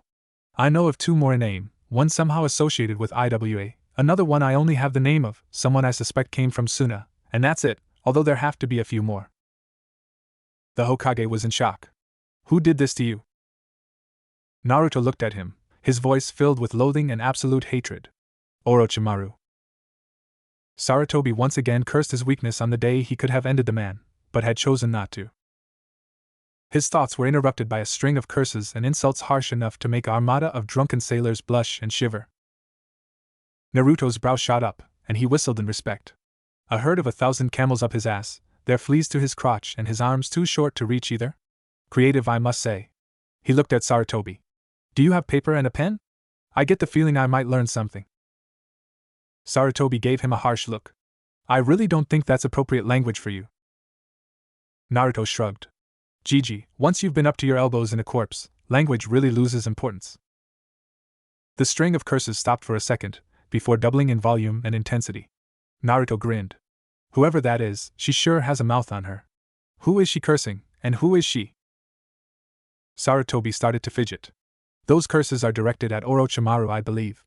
As for who that is, I owe you an apology, Naruto. Actually, I owe you much more. Naruto's eye narrowed. Why? Sarutobi gulped. Naruto, the woman outside is your mother. Naruto's eye widened, for a second making both eyes equal in size, before his hand shot up to cover the right one when the door opened. The woman who stepped in gave Naruto a nervous smile. Hello, son, I am Kushina, your mother.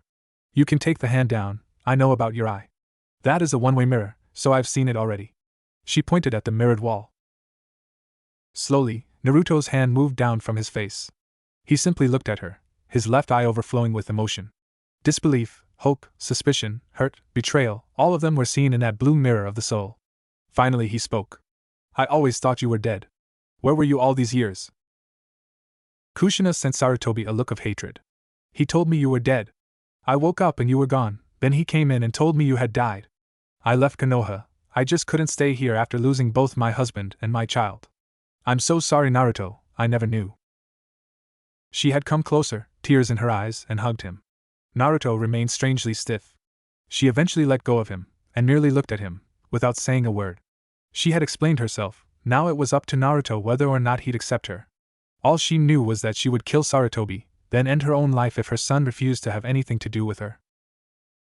Naruto looked at her, then his hands slowly rose, cupping her face, the palms resting on her cheekbones and the fingertips on her temples. Naruto looked into her eyes. How do you feel about me? What are your thoughts about me? About what I am now? He asked. Kushina was about to answer when she noticed that Naruto's blue eye wasn't focused on her, but seemed to be looking through her for some reason.